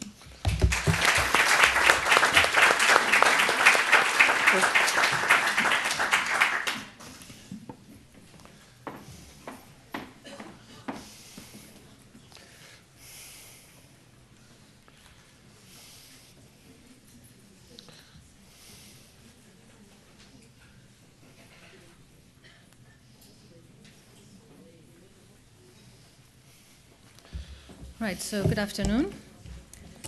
I'm going to be talking about teachers' professional development and curriculum change, which is bringing together this round table, and going through some of the opportunities and challenges by narrating a story. And that's a story of a duration of about 15 years, the story of a curriculum reform initiated in Cyprus in 2004, and round about what is going on in the present. So to set some of the scene, you can see Cyprus here in terms you were not familiar. And of course, this map is already a selection, an intentional selection, to illustrate the kind of international context which has been mostly influential to Cyprus. The Greek Cypriot education in Cyprus, administered by the Republic of Cyprus, historically centralized, a post-colonial situation, centralization was part of that, as well as strong cultural, political, economic, and other bonds, having very strong educational manifestations with Greece and Turkey for the Greek Cypriot and Turkish Cypriot community, respectively. And of course, a strong impact from European education policies since membership in 2004. It's also very well known about an intractable socio-political problem rooted in antagonist nationalisms from the motherlands, which is why they're in that picture, since the 1950s, and more recently, which has rendered education highly political again, and more recently, a financial crash in 2013. Now, having studied curriculum in this context, and more specifically in the Greek Cypriot context, one of the main things that is actually has become historically quite evident early on is that curriculum is highly political, contested between different stakeholders within and without, and has always and already been a transnational text. So it's not a matter more of recent globalization trends and international or world or European rather bodies trying to exert some kind of influence through policy on education. It has actually been quite a long trend in the development of official curriculum texts in Cyprus. And the image is an example, and in this study I analyzed elementary school curriculum texts in the colonial and post-colonial periods until 2010, so not including the more recent one of 2016, of actually exemplifying how much of a transnational text it is, written in English, to be used in Greek-speaking schools, elementary schools in Cyprus, as at the time a colony of the British Empire.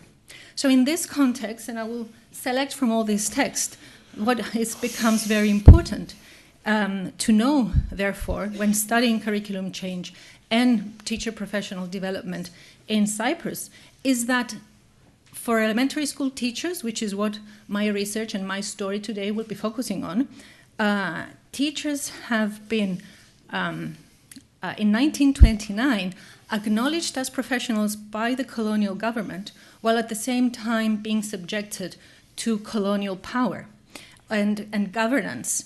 So, as opposed to secondary school teachers who remained under the control of the Greek Orthodox Church. So, within this context, the school textbook, and rather than the official curriculum texts, were quite strong in regulating teacher work and curriculum making.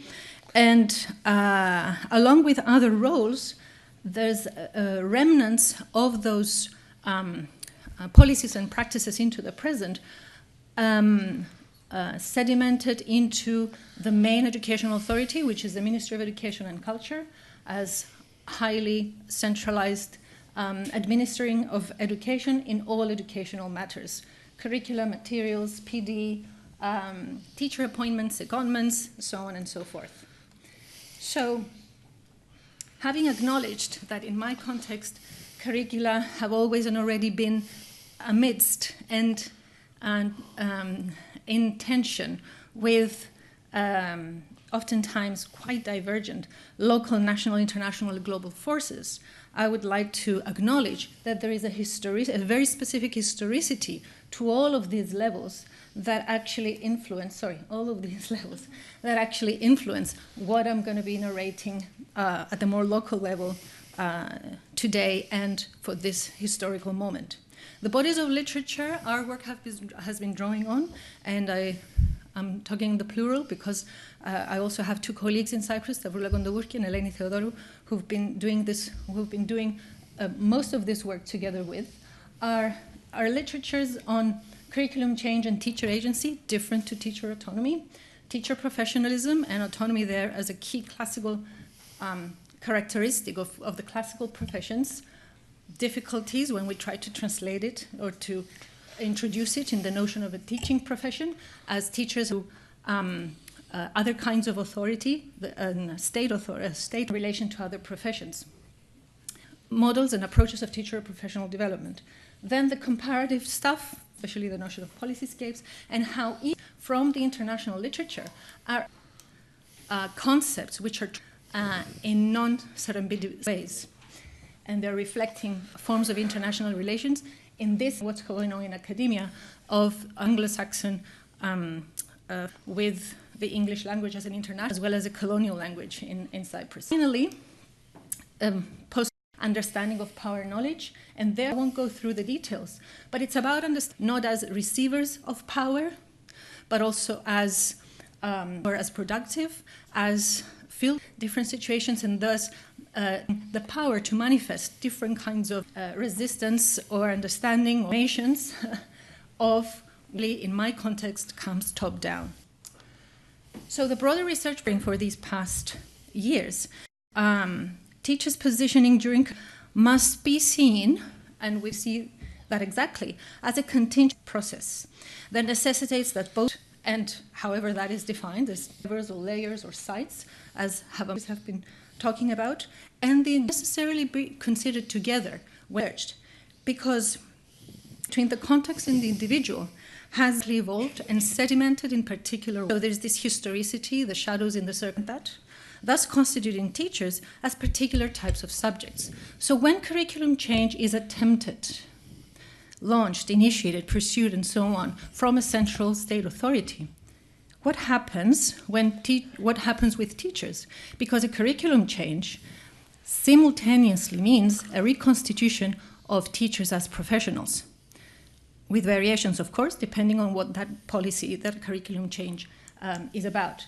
But in the case of our study, it meant a rupture from the historical past of the profession.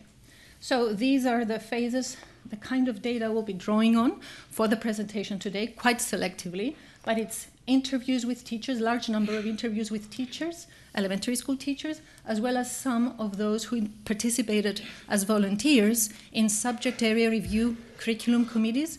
They were responsible to develop the official curriculum texts in 2008 and 2009, working along ministry technocrats and academics in discipline areas. So they were subject-based, even for elementary education.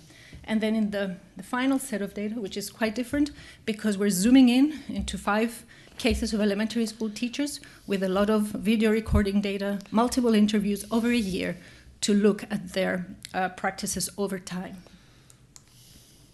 So a timeline of this reform, launched in 2004, but then really put into action in 2008 when the curriculum review was, well, not just announced, but also acted upon. And then up until 2013, which was then when the government changed, this curriculum became a driver as well as a goal for a lot of the professional development that was built, which was administered by the Ministry of Education at the time, and different forms of professional development as well. So in the launching of the reform in 2004, long before the curriculum change was discussed, however,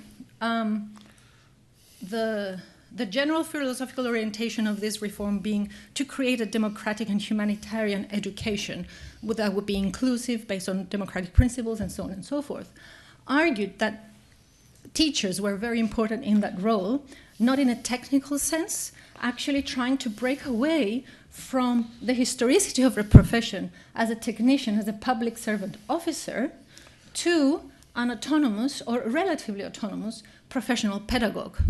Of course, this resonates with some of the international trends in other contexts, in other decades, but in the Cypriot context at the time, it's, even though it promises a certain kind of autonomy and a professional freedom, it largely put teachers at a loss or confusion, because it was quite different to what they had been historically expected to do, and oftentimes what they had been educated to do. So to promote and put this curricula into implementation that had been developed by academics, teachers, and technocrats, there were different types of PD set up to ensure that the new curriculum would be implemented. So this is temporal, but also in a sense hierarchical, because PD started from the higher administrative layers of the ministry, then going on to school inspectors and subject area supporters, and then finally getting to teachers in mass seminars, and then gradually building in some continuous professional development for teachers, which was what they were asking. So they were asking local, in the sense of school support, by representatives, by executives of the Pedagogical Institute, very often teachers seconded for this role as subject area counselors. Now, the policy, and in this study we analyzed all the policy through these years, we found that actually professional development became a mechanism, a very strong mechanism for curriculum reform.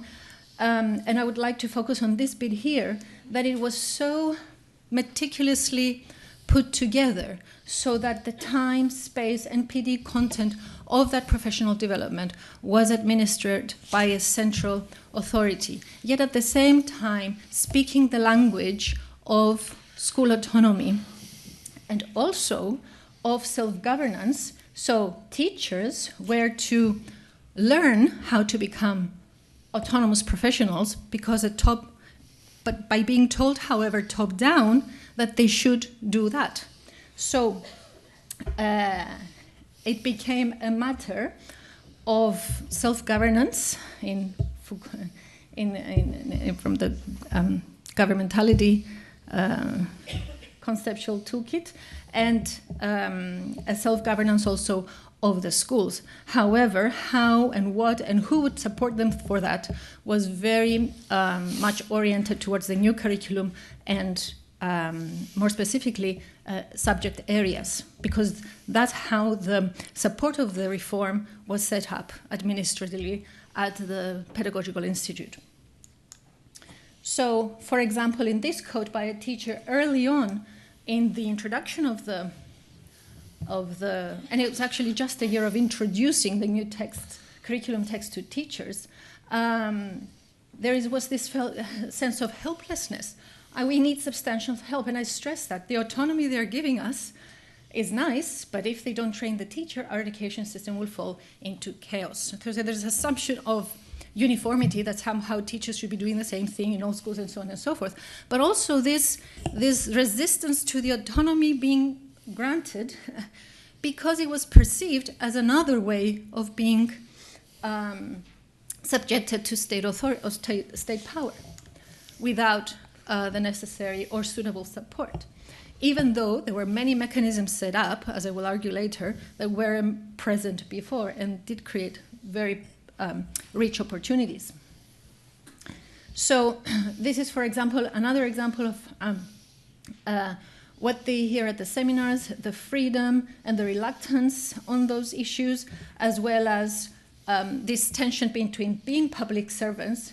At the final analysis, we are public servants who implement the policy, and this is the historicity of the profession coming through in the code. So how is it that suddenly we are to be autonomous, and can we be, since that ingrained in the teaching practice, even in elementary schools, the textbook, the school-mandated textbook, features quite strongly, and oftentimes has replaced the need for even to flip through the curriculum documents. Why is it necessary? The textbooks are there. So in the context of this curriculum change in Cyprus, teachers' critique of professional development practices during this reform unveiled possibilities for teachers' professionalization as decision makers, and for the establishment of more participatory forms of PD, especially school-based, and they were very clear about that in the data. However, at the same time, they were requesting for direct guidance and support, thus reconfirming their positioning as receivers of knowledge and implementers of others' plans. And of course, in this case, we're talking about curricular plans. If we were moving on to 2012, so this was the first year of implementation, actually what we came through the interviews here was that there was quite a few possibilities created, even though schools were trying to respond to a very similar institutional context in terms of PD policies and curriculum change policies. What was going on in schools and what each of the teachers were doing was highly informed by their biographies and the particular school settings they were finding themselves in.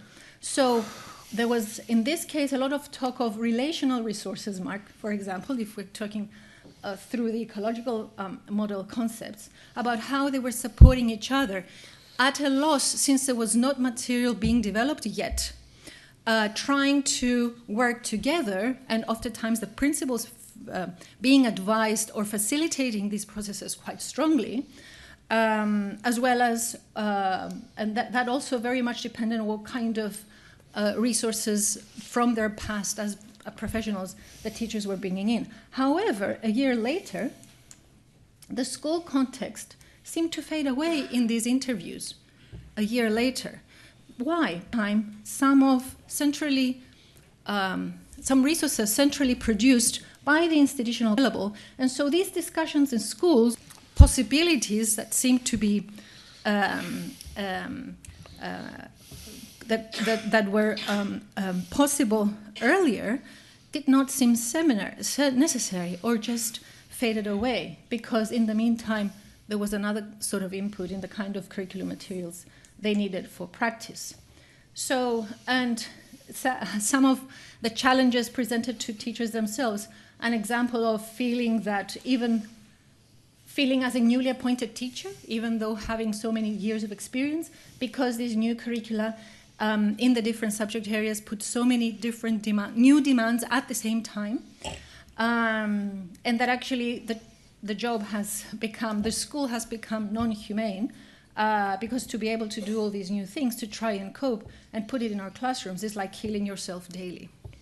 So strong stress and exhaustion. And in this case, what we have hidden, but the subject areas mentioned, but these are the sort of challenges that elementary school teachers have to face.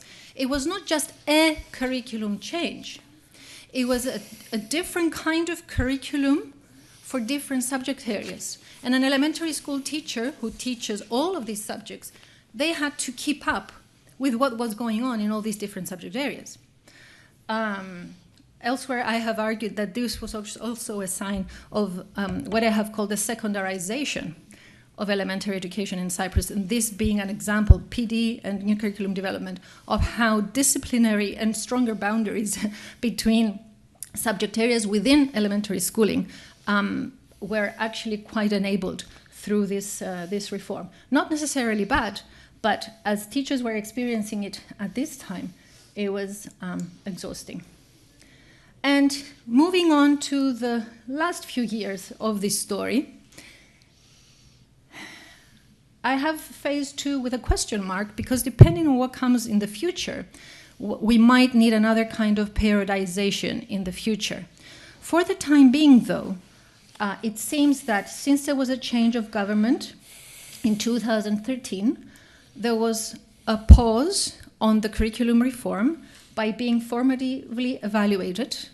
And then from that evaluation came a restructuring of the curriculum along success and efficiency indicators, which is a very specific and localized way, yet resonating with transnational discourses, of success indicators, which are learning outcomes to reach, and sufficiency indicators, which is the content broken down into progressive linear packages of knowledge, very much coming from disciplinary content and epistemology. So in this case, geography, first grade of elementary school, so 6 to 7 year olds, geography.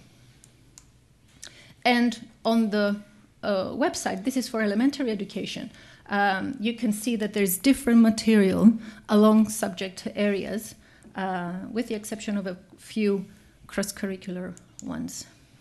So this research, and our gaze, in a sense, of these developments, has confirmed that teachers were positioning themselves at the bottom of institutional hierarchies, themselves, and also positioned by others. And their multiplicity of positionings, not all of them were actually receivers or spectators. Some of them did understand, as part of their professional role, to be more autonomous as curriculum makers. Different notions of professionalism, different constructions of professionalism as manifested at a time of change, and bringing this together with, and drawing now on this third phase and the multiple case study and the video recordings in classrooms, we have argued that actually in this case we focused on two teachers, Anna and Nikki, to argue that actually their understandings is not just the particular school and the broader social institutional context, which was similar for both, but the ways in which they understood their professional role and their relationship to the curriculum that led to different kind of curriculum makings in the classroom, even though both had to respond to a national, similar institutional policy of success and efficiency indicators. And some closing remarks, because these are actually possibilities for the future. But I want us to have a look at them, because change is not a matter of one day to the next. And these are policies coming together at the same time, constituting teachers as professionals and curricula as particular type of texts, teachers as particular type of professionals. And this is particularly evident in 3 policies under development at the moment. A change in teacher recruitment policy, a change in teacher professional development, which is actually called professional learning now, and what is more recently, and very heated debates are going on at the moment, shifts in teacher and pupil evaluation. So yes, there is talk about marks in elementary education at the moment. And I would like to draw our attention, I'm selecting from the international arena, but this is an evaluation report on teacher policies by the World Bank, which was invited by the Ministry of Education and Culture. So there's the selection process we're talking about earlier. It wasn't UNESCO, it wasn't the Council of Europe, it was the World Bank. And that was part of the obligations of Cyprus to the IMF after the crash. So you can see here on the contents page, these policies coming through quite strongly. Now, these were not new discussions. Some of them, especially the selection and recruitment of teachers, is an ongoing discussion of what is the best way to do it for the last 40 years. But things actually moved towards certain directions after this report. And what I would like to highlight is how the national curriculum, and especially how it was restructured along, standardized along success and efficiency indicators in 2015-16, was actually suggested in this report.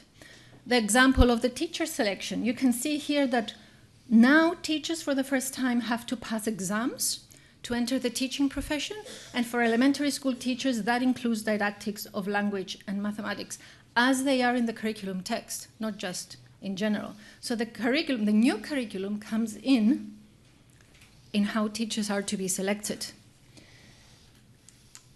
The new professional learning policy. Again, one of the things proposed is for teachers to develop a professional portfolio, and how they go about collaborating with colleagues to exchange practices in relation to the curriculum is to be reported in this portfolio. And several sectors, levels of different kinds of knowledge, and the knowledge of the official curriculum again comes through. So, and finally, some remarks about, well, I was wondering whether I should title this as Curriculum Change and Teachers' Professional Development, a Dangerous Liaison or something. But it seems that the example of Cyprus is a good example of how this is impossible in the sense of the tensions that it's creating, and at the same time it's necessary. If you want a curriculum to change as a governing body, of course you have to go through the teachers. I mean, research has suggested that time and again. So there are tensions in the way teacher professionalism, teacher autonomy are manifested in different forms of PD. So, for example, it's a very different conception of the profession if there is a top-down seminar to 300 teachers, say, telling them what to do with this new curriculum text, and very different if you collaborate with them in the schools and you try to support what they do day by day in the classroom and so on and so forth. At the same time, it creates opportunities. Bringing the two together creates opportunities because it creates different possibilities for different and new forms of PD to emerge simultaneously. And it was quite clear in some of the interview data of the different ways in which, in the new ways in which teachers would work together with their principals or subject area counselors to make curriculum in ways that was unimaginable before. As well as how important it is, and that's an opportunity and a challenge at the same time, perhaps, from a research perspective, to actually account for the contextual, the personal, the classroom, the school, when we try to study curriculum development as professional development, because these support and these different forms of professional development that emerged did actually, in different ways, professionally develop the teachers to understand and create curriculum in ways which were not possible before. So I would like to finish by thanking you and, of course, acknowledge who's behind all this work with me. Thank you.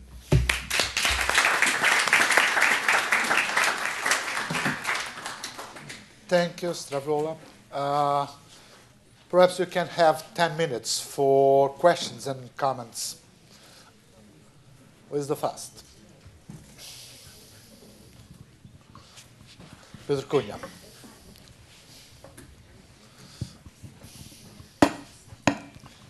Thank you very much for the three presentations. The question is for Maria. Maria, I was really impressed with your idea of poison when we talk about teaching in ECEC or ECE settings. And I would like you to go a little bit deeper on that idea and try to link that with initial teacher education. How does that link? Or how does that link with a misconception about teaching, a view of teaching as highly bureaucratic? Or how does that link with the boundaries that we've heard before as a way of separating what is non-mandatory preschool education and school education? This is not about teaching, this is about something else. Or how does that link, finally, with a wrong view on doses? If we think on Paracelsus, he said poison is not about the substance, it's about the dose. And might be there some explanation. I would like you to go deeper on that, but thank you very much. Okay. Okay. I'll go back to my first slide. So we are talking about a very diverse arena of teaching. It's the answer to how poisonous it is perceived as will depend on what your image of what a child learning looks like.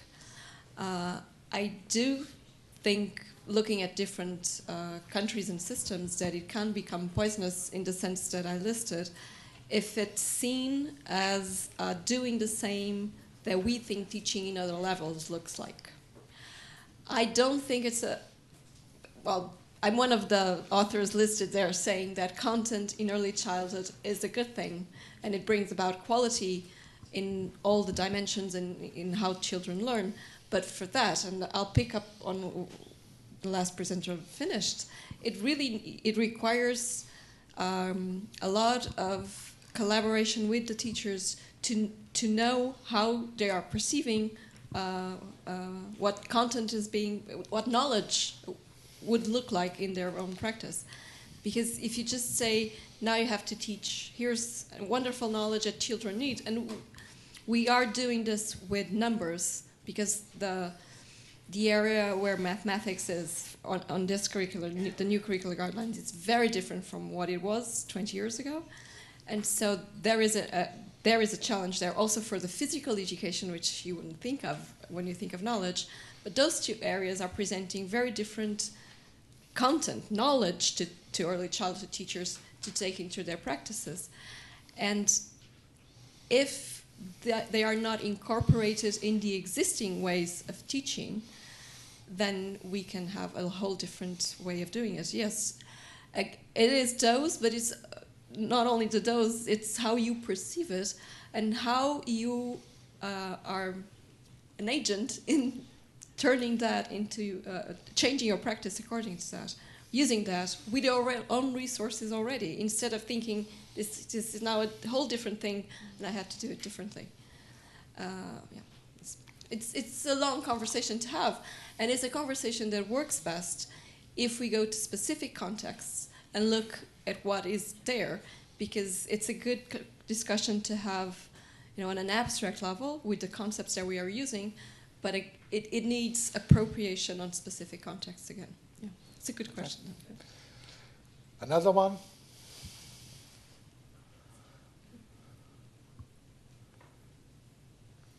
Can I then just add something? Because okay. Most of the audience is Portuguese, and we had a really good experience, not in early childhood, but in primary education, when we had training on the math and the language and the natural science. But I think Portuguese and math were the better programs. And I think all that training done in schools with the teachers really gave a new, because we had a new program, it was a really good way of changing practices. And unfortunately, there was then some hesitation in taking that further, and it never reached early childhood education. But it proves that if you go there and you work with the teachers there, it does make a change, but it needs to be done there. I'll just add to that as well.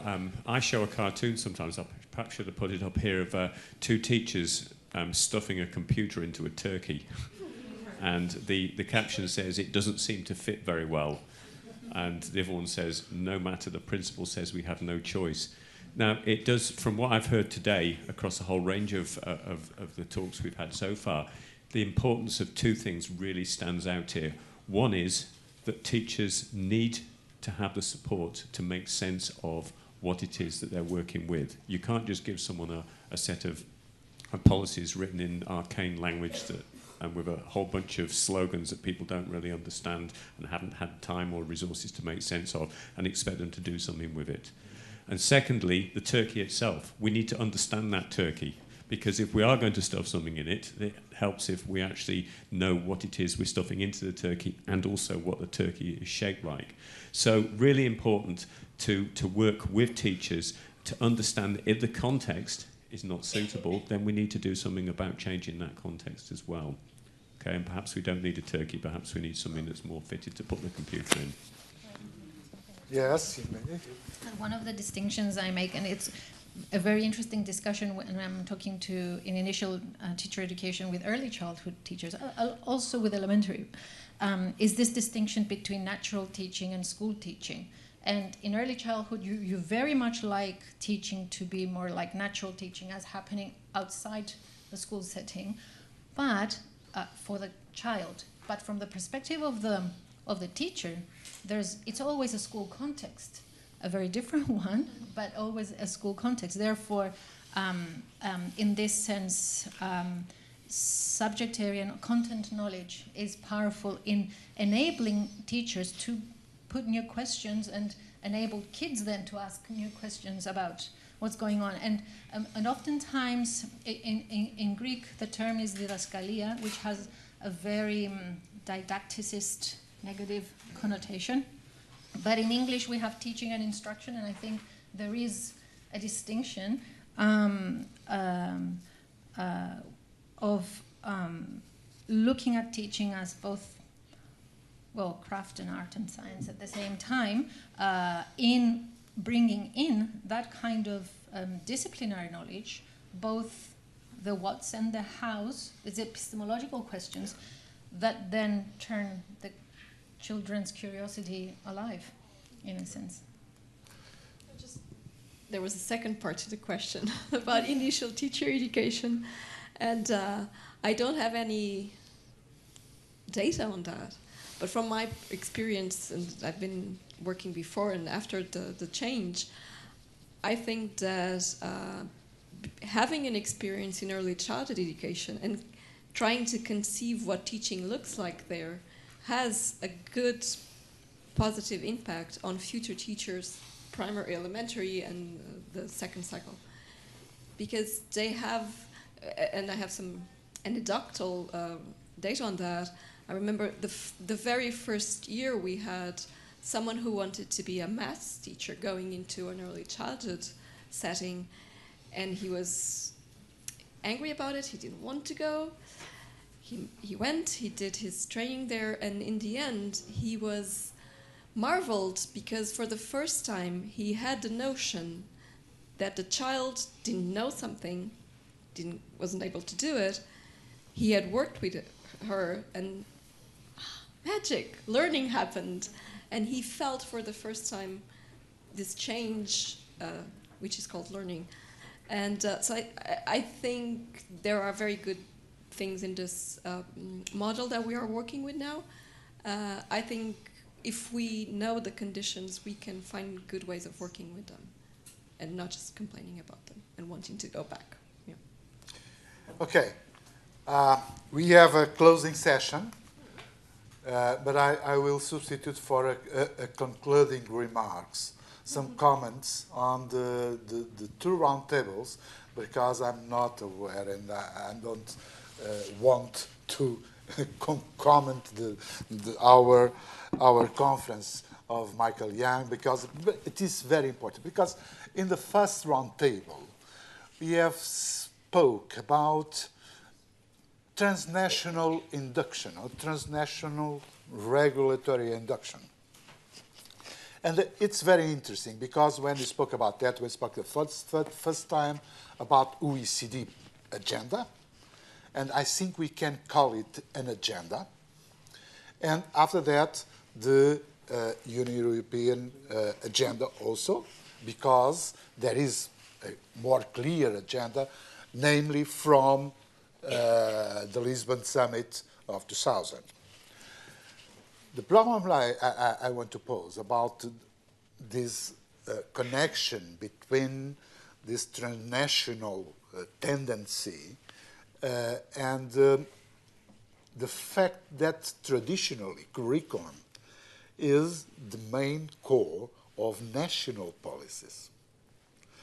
Perhaps we are confronting some of denationalization of curriculum. And I think it's very interesting to speak about that, because we have talked perhaps too much about mimetic isomorphisms or borrowing or lending policies and so on. But now when OECDs induces some policies and curriculum policies, nobody talks about borrowing or lending or mimetic isomorphism and so on. What is new about this? Second, the first comment. The second comment is what I call about, is there an agenda? Because if is there an agenda, it begins with international tests, goes to 21st century skills and competencies and so on, and what's next? Perhaps thinking about the difficulties of professional development of teachers, perhaps we have an handbook for teachers. Why not? Just be attentive what can be done by this kind of international, transnational regulation. The third comment, it's about this roundtable, namely about professional development. I think that's Stravo had a very, very rapid comment about handbooks.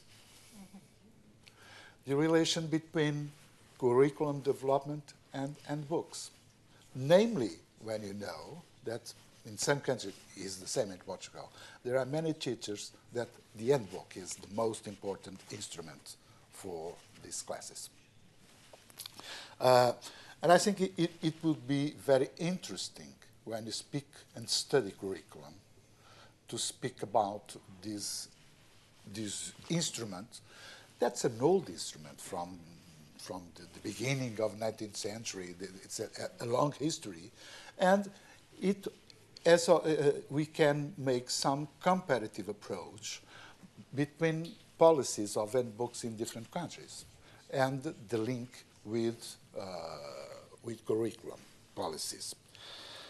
And the last one, I think we need to think about professional development, not ignoring what is the social status of teachers. It's not a problem of context only. It's more than that. Because if you consider that the representation, the social representation of teachers is a high recognition in some countries, but it's a very low recognition in other countries. And how you deal with this? because there are not the same status. There is not, if you take the cases of Northern Europe or Southern Europe, if you take note of Eastern Europe or even West Europe, I think there are great differences. And the last one, it's about the different recognition of different roles of teachers. Is there a hierarchy, a social hierarchy of teachers between teachers of early years, teacher of primary schools, teacher from secondary schools, teacher from specialized knowledge, teachers from generalized knowledge, teachers that have, supposedly, they have no knowledge. Yes, well, in the Portuguese case, the females are in majority. Yeah, but we have the same problem. Yes, we have the same problem. Yes, well, that's a wall we must be sensitive for. This, what kind of difference can make more for learning, and why these problems sometimes are sufficiently strong to avoid some innovation and some efforts that everybody wants to make. Thank you for your contributions. I'm very grateful for that. And tomorrow we'll be there for the third roundtable at 10 o'clock. Thank you very much. Have a nice stay. And for the others, have a nice week. Good morning. Let's go back to the program. Welcome to the roundtable curriculum policy on curriculum policies. We have two guests. Professor Augusto Pacheco from the University of Minho. He's a full professor at the Institute of Education and a researcher at the Research Center on Education. He is also a founding member of the European Association of Curriculum Studies. He has collaborated with many universities around the world as a visiting scholar. And we have Dr. Marcella Dempsey, the course leader for Bachelor of Science with Education and the Bachelor of Mathematics and Computer Science with Education programs in Maynooth University in Ireland. Marcella leads the Erasmus Plus project Learning or to Disagree on the development and assessment of competences for democratic culture. She's a member of the European Association for Curriculum Studies and will host the conference in Maynooth in June 2019. We will start with Professor Augusto Pacheco. We'll move to Dr. Marcella Dempsey, and we will start from there our debate on curriculum policies.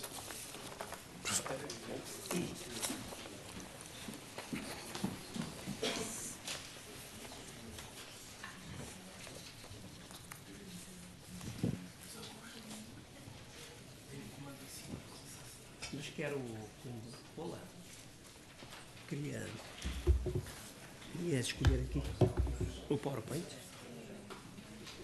Dá para pôr aqui. Estou aqui. Okay, thank you.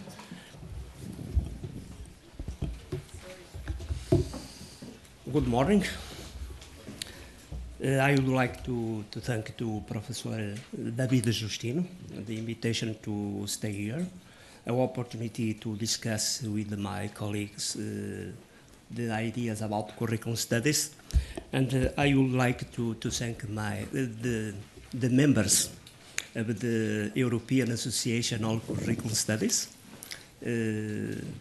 my close friend Michael Young also, and the organizer of the next conference of the European Curriculum Studies, the Professora Magella, will organize the fourth conference in Curriculum Studies in Ireland next June, and 7 and 8 of June. Todos aqueles que pretenderem participar nesta conferência poderão apresentar trabalhos até o dia 14 de fevereiro. Basta irem ao site, colocar quarta conferência em estudos curriculares e podem fazer a inscrição e apresentar as propostas para serem depois decididas pela Comissão Científica. My intervention is about the curriculum flexibility and autonomy in Portugal, a critical perspective.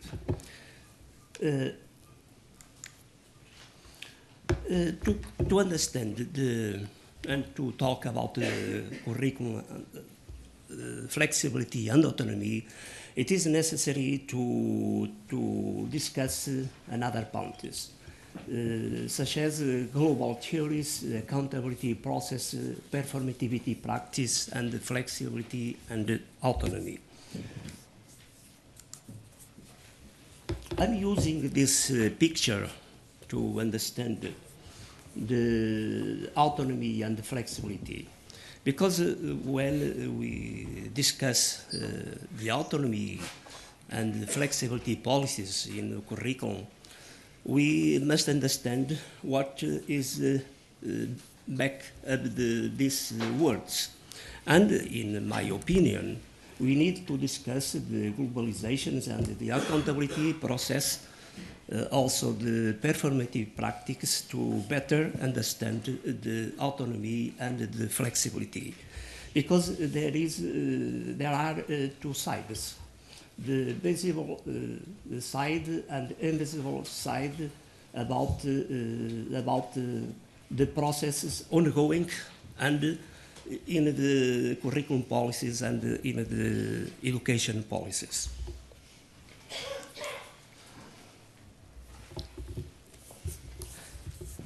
There is an author, Peter Taubman. He said about the globalizations, none of us are immune to the effects of the transformation taking place. It reaches into the corners of our practice, constricts our daily life in school, and influences how we think about we do in our classrooms. It dictates how we spend at least some of our professional time, how our work is evaluated, how it determines the meaning of our work. There are a lot of the transnational form of regulations, mainly by results and not by objectives. The accountability curriculum policies are a particular effect in school practice and in the autonomy and the flexibility, because these policies are based in the knowledge-based economy. And what kind of knowledge is this? In the report of the OECD published in 2018, the competence-based approach is a strong argument to construct the curriculum. And we need also consider two other perspectives, like the postmodern perspectives of the knowledge, not to say that are the best for the construct the curriculum, but we consider also the knowledge-based approach proposed by Michael Young in his recent texts, like the book published in Portugal, Knowledge and Curriculum, published in Portuguese in Portugal, and the important article published in the Journal of Curriculum Studies, with broad discussions with other academics, and it is important to know and to read your answer to these 6 academics. It was a good discussions about this perspective, this approach, the knowledge-based based approach.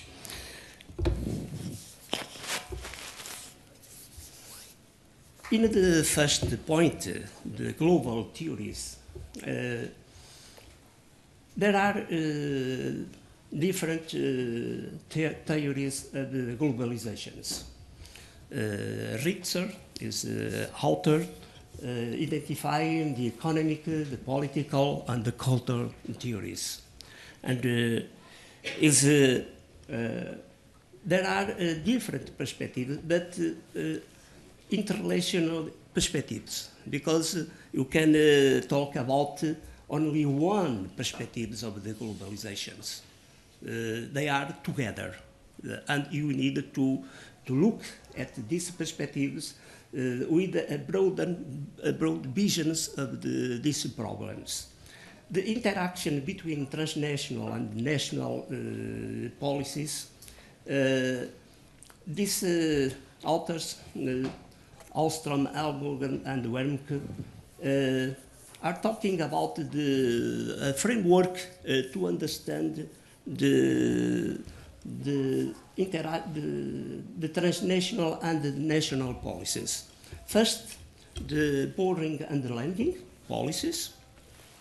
Second, the word culture approach. And third, the functional configurational model.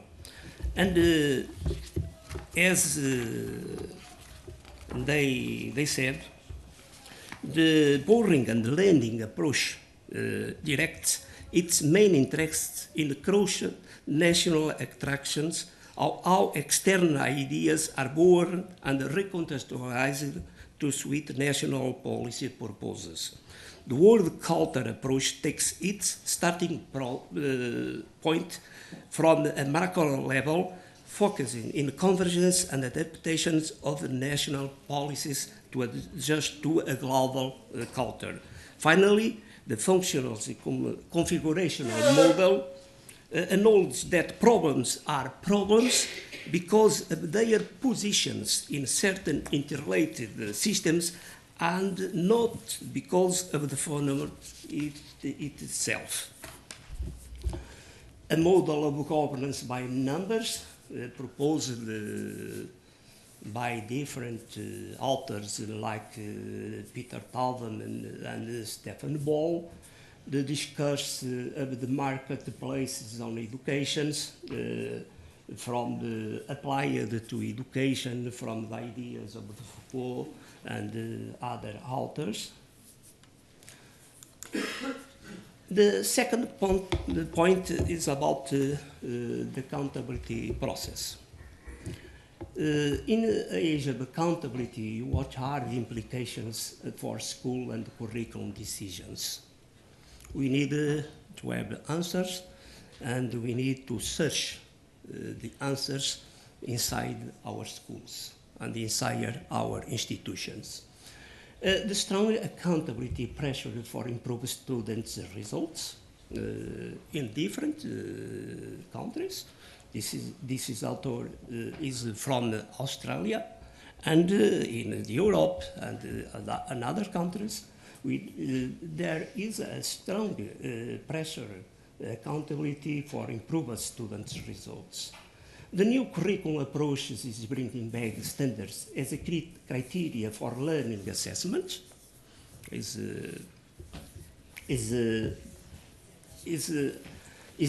evidence of the curriculum policies and the language of commons, the common at the level of organizational, curricular, and pedagogical. For example, the text of Greenland and Reven and Lebery, author, with good discussions about these commons in educations and in primary and school educations. But Lebery doesn't speak a lot about pedagogical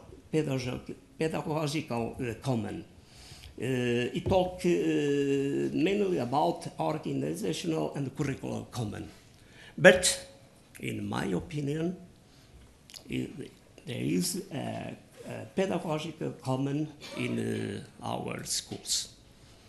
It's an informal common pedagogical, But with new digital technologies, there is a strong pressure to have a framework about the pedagogical common. The report of the OECD published in 2018 talks about the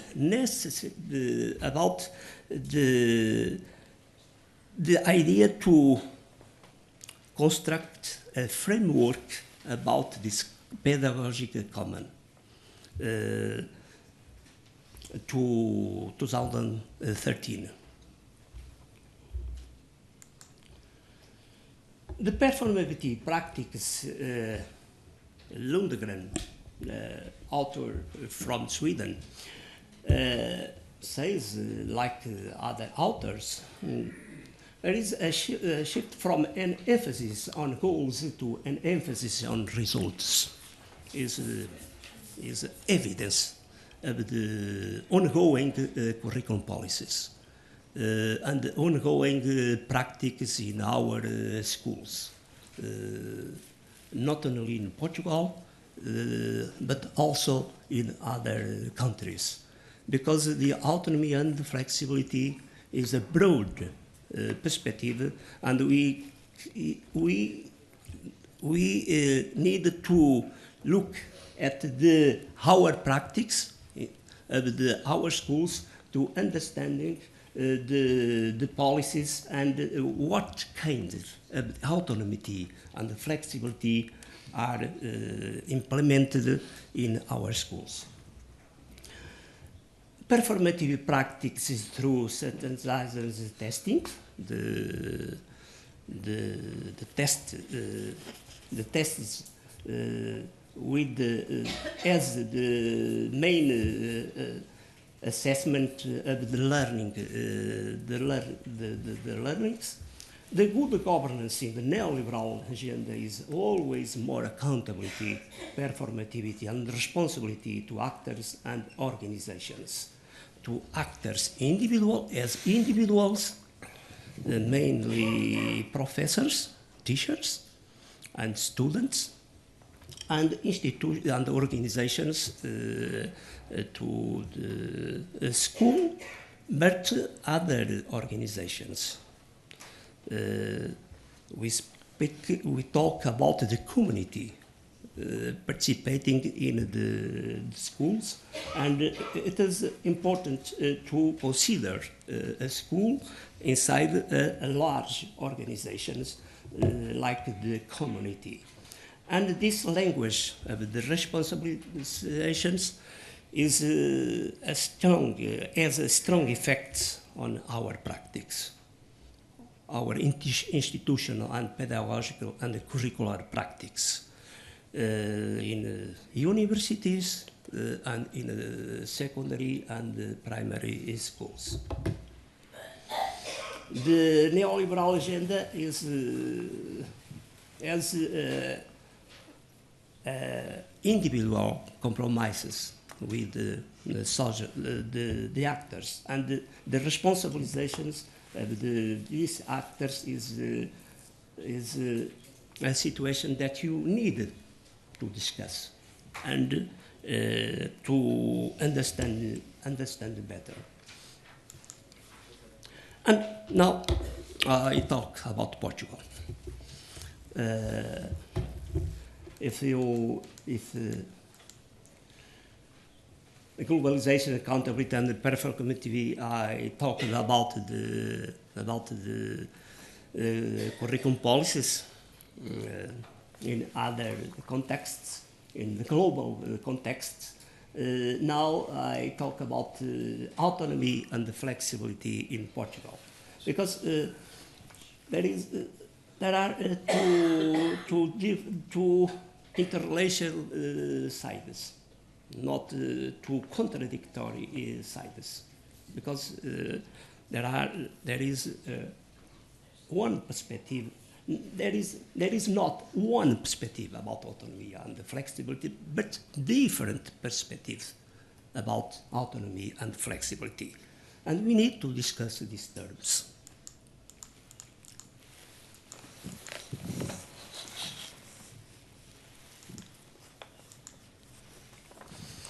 The questions, foundational questions of the curriculum studies field, it was formulated by Herbert Spencer a long time. What knowledge is of most worth? And it is a questions with a present and with a future. It is not a questions of the past. It is a questions in the present and in our futures. When Michael talk about the knowledge and the futures, he discussed the knowledge. And Michael Young put these questions in his article published in the Journal of Curriculum Studies. What is thoughts and learning in school? What is important to thought and learn in school? I think in Portugal we have not these discussions. This seminar is an opportunity to discuss these situations, because we have a project of innovation and flexibility, and we have not a national discussions about the knowledge, school knowledge, and we needed to make that. What knowledge, skills, attitudes, and values will today's students need to thrive and shape their world? Is a questions formulated by OECD in the report published in 2018. And the second questions insert in this report. How can instructional systems develop these knowledge, skills, attitudes, and values effectively? These second questions is a questions with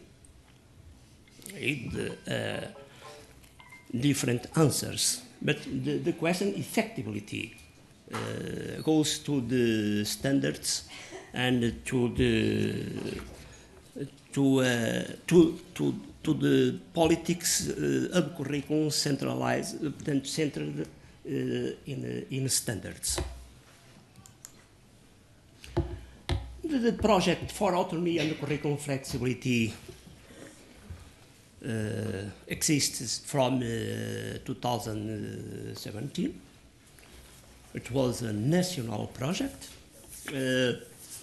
First, 2 pilot projects in schools.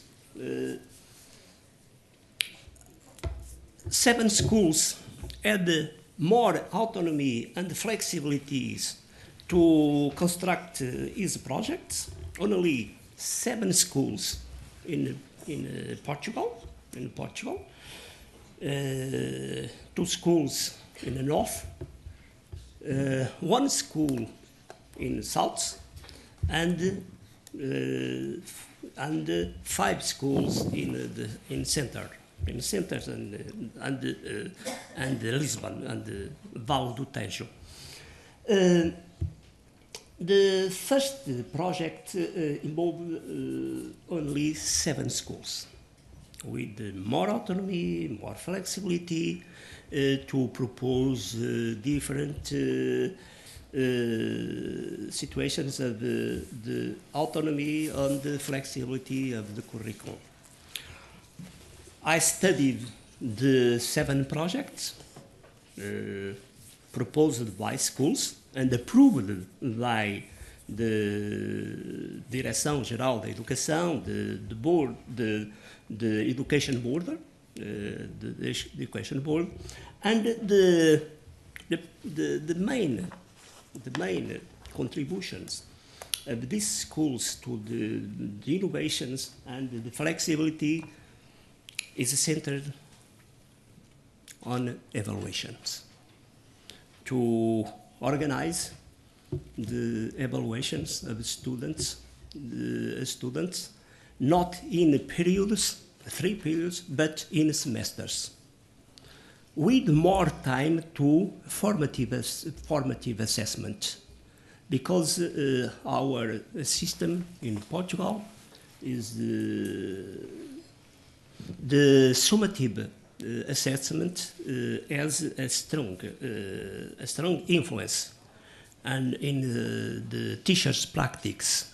And the other initiatives of the schools are linked to the evaluations and to the introduce new subjects, but the main idea is about evaluation. How the schools can change the assessment of the students. Because these schools have a compromises to reduce to near the zero the insuccess and the dropout of students. Is a compromises. Is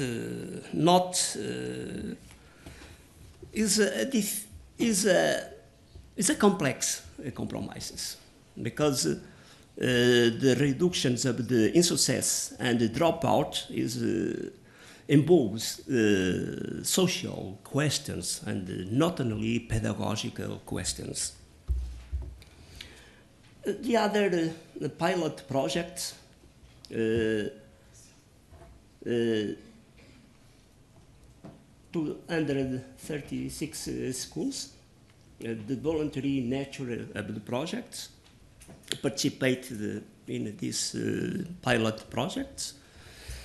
The project was evaluated by OECD with a report in 2018, last months, and now these schools, not the first 7 schools, but because they are ongoing in the project, they are more time to implement the pilot projects, and next year, because the government decided by a new decree of the organizations of the curriculum, the voluntary nature under the mandatory nature of the projects. The schools, it is not compulsory to organize the flexibility and autonomy projects, school projects, but it's a voluntary nature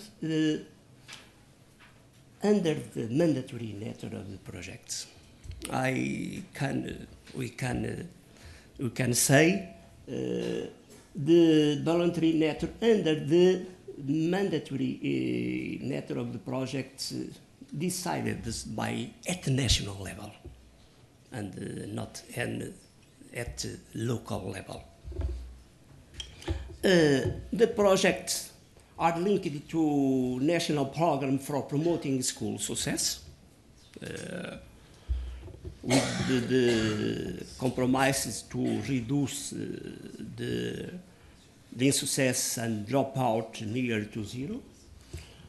It's a theory of curriculum decisions led by innovations in these projects, and it's a curriculum based on competitive approach, because this flexibility and autonomy projects is based in the all OECD ideas. The report of the OECD, published in 2018, has a strong influence in these projects and in the Portuguese curriculum policies. Maybe in other curriculum policies of the other countries. Now, the ongoing curriculum policies are organized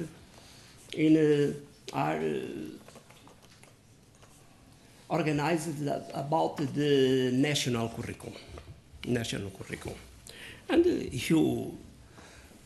to understand the autonomy and the flexibility project, you need to understand the national curriculum. And there are two in this puzzle.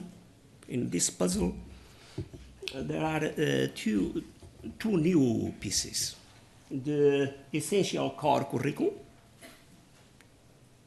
not the programs.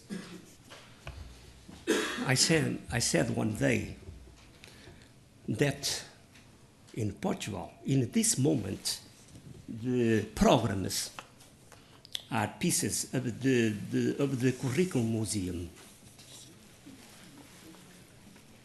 I'm not sure about this, but I think the programs approved in 1991 and a long time are pieces of the curriculum museum. If you have a curriculum museum, we must put there the programs. What is important in this moment in our schools is not the programs, is the essential core curriculum, as aprendizagens essenciais, the essential learning, the essential core curriculum, the student's profile. It's the competencies that the students need to the compulsory education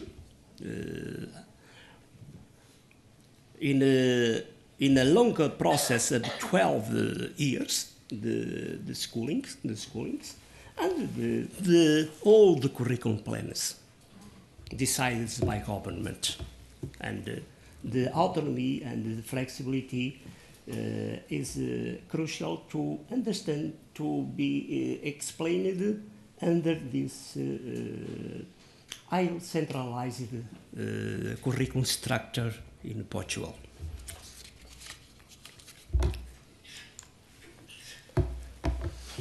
And, looking at the reality, looking at the curriculum policies, national curriculum policies, and to the school realities, what does curricular flexibility and autonomy mean? Excuse me, we have already 30 minutes. Can we move on to the conclusions? 7? No, we have 30 minutes of your talk. Okay, so okay. If you move on to the conclusions, please. More 3 slides. More 3 slides. And the flexibility and autonomy can be a number. It's a question. In Portugal, in this moment, the autonomy and the flexibility is a number, 25%. The schools can improve by a limit. Under a limit, a number is a question. The school curriculum project is decided as a plan or as a project. Because when we read the norms to construct the curriculum decided by government, the curriculum as plan is considered. For the Portuguese members, they remember the curricular project of schools. and the curricular projects of classrooms. Now, there are not these projects. There is the project of autonomy and flexibility. And in parts of the text, the curriculum is a plan, not a project. The learning standards, the national core curriculum, the essential core curriculum are learning standards. Essential core curriculum, the basic or better and deeper learning for all our students. It is a question. It is a difficult question to have one answer, because the basic learning are the better and deeper learning for all students. Teaching for the national exam, conflicts between internal and external assessment. We have in Portugal a problem with these relations, internal and external assessment. Changes in assessment, national exams versus formative assessment. In the 7 schools choose to innovate on evaluation, but their daily practice are based on summative assessment, not formative assessment. It's a problem in Portugal to decide. Conflicts between internal and external assessments, the active participation of schools in projects, 236 schools and 7 schools. The active participations of the school, or the optimism of the leaders and teachers in the first phase. Now it is difficult to have this optimism. The slow change of the curriculum cultures are some perspectives about this autonomy and the flexibility in the curriculum of the curriculum projects in Portugal. As the curriculum cultures is a big problem, because the changes is difficult to implement from one day to other day.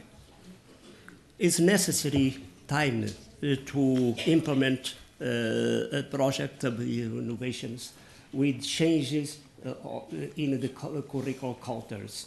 The promise is the new culture of teacher collaboration, and the promise, because the reality is very different. More results can be see in the report of the OECD published in 2018 about the curricular reality Portuguese in Portugal. And to conclude, flexibility and autonomy policies in the context of global theories, accountability process, and performative practice. We need to understand what is the under the autonomy and the flexibility in the curriculum policies. The flexibility and autonomy aim to increase inclusion, equity, and success. Is objective in Portugal of this project of the flexibility and autonomy. Teaching for the national exams versus formative assessment. We need to introduce some changes in our primary and secondary schools, because in this moment the national exam has a strong effect in the teachers' practice.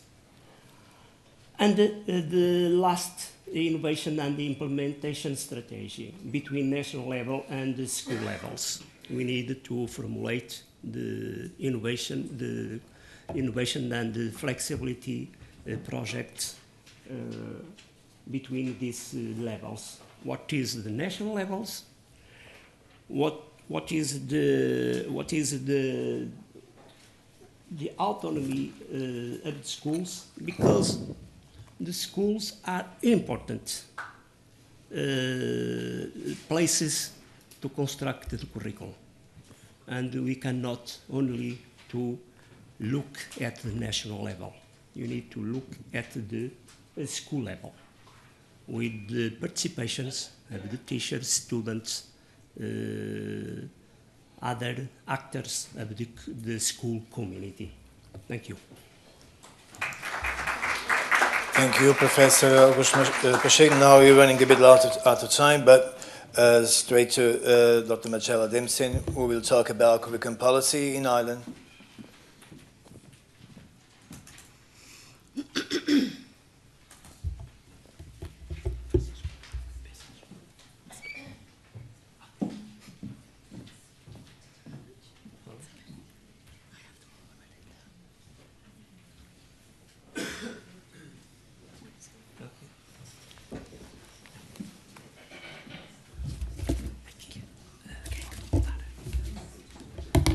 Good morning, everybody. I'm delighted to be here.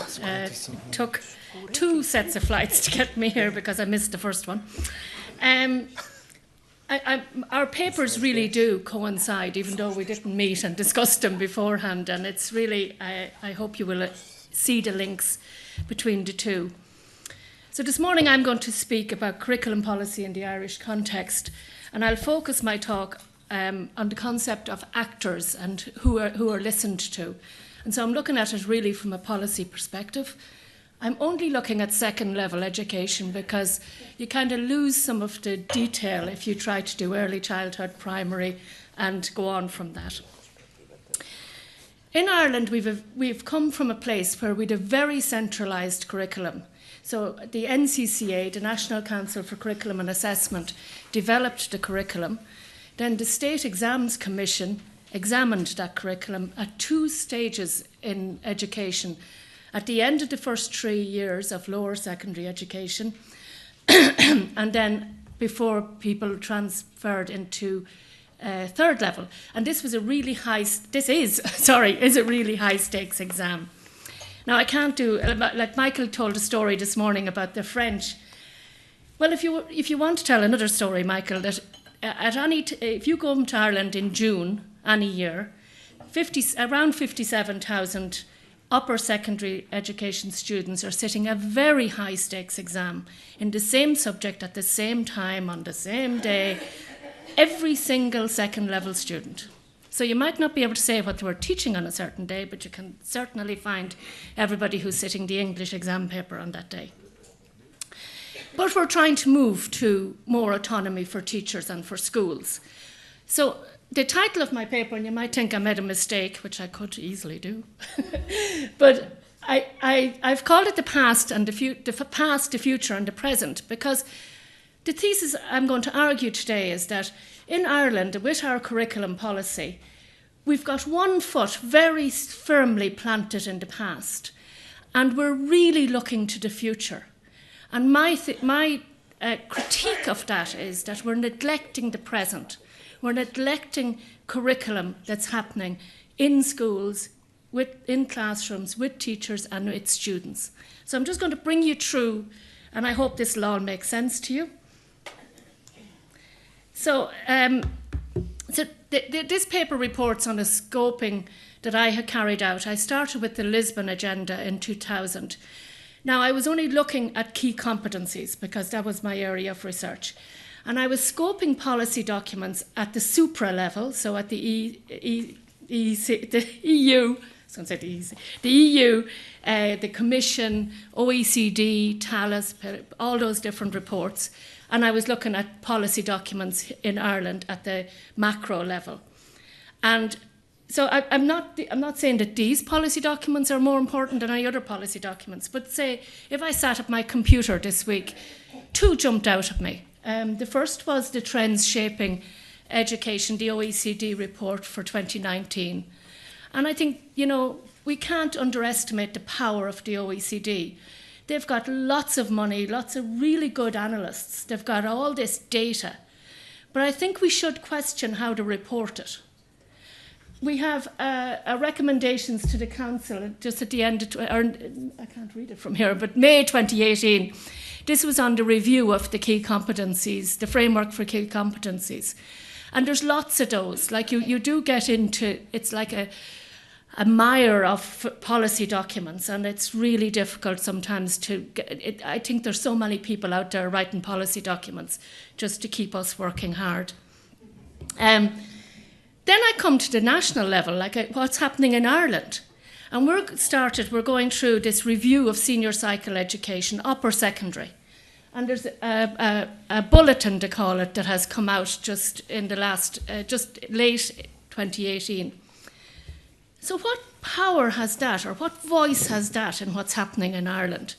And then I think that every time a teacher takes a syllabus or a curriculum specification out in their classroom, they are a curriculum maker, they're a curriculum developer, they're a curriculum implementer. So these documents, these syllabus, these specifications are really important documents. And we want teachers and students and people and schools at that level to be using these documents. And so the language in them is really, really important. And we have to really think about how we are framing that. So I just like this quote because I do think that we sometimes almost talk about globalization as it's something that was put on us when we're talking at a curriculum policy level. But the reality is, we do tend to go like the child in the candy shop and pick and mix and take what we really want to work on. And we kind of, well, in Ireland, we're really good at the big stick of the EU. Oh, it has to be done because the EU said it has to be done. But we can't fool ourselves that we're making decisions at a policy level, at a local macro, and meso level, that we're picking what we want to talk about. And I just think that this is something we should keep in mind. So as I said to you, I began with the Lisbon strategy, and isn't it wonderful? I'm in Lisbon. The meeting in 2000 was in Lisbon, and to me, who looks at policy, I think this was the most significant time in education, and certainly for us in Ireland it was. So this said, one of the things they said, that by 2010, that the EU would become the most dynamic and competitive knowledge-based economy in the world, capable of sustainable economic growth with more and better jobs and greater social cohesion. So people would critique this and say that, it was the first time education was linked to both the social and the economic. Education was seen to be the answer to this. But it also meant that education was kind of being seen as a commodity, something that we could use. So if we think about this, and I think that the other thing I wanted to, so the other thing about Lisbon and why I think it's so powerful is because of this open method coordination. And just listen to this. This is paragraph 7 in 2000. Implementing this strategy will be achieved by improving the existing processes, introducing a new open method coordination at all levels, coupled with a stronger guiding and coordinating role for the European Council to ensure more coherent strategic direction and effective monitoring of progress. This is where PISA, PIRLS, TIMSS all came, all these benchmarks. After Lisbon, every single year there was this thick of documents that were about every country and how we in the OECD how we were meeting the benchmarks. Beyond, they were looking at all countries and how they were meeting the benchmarks.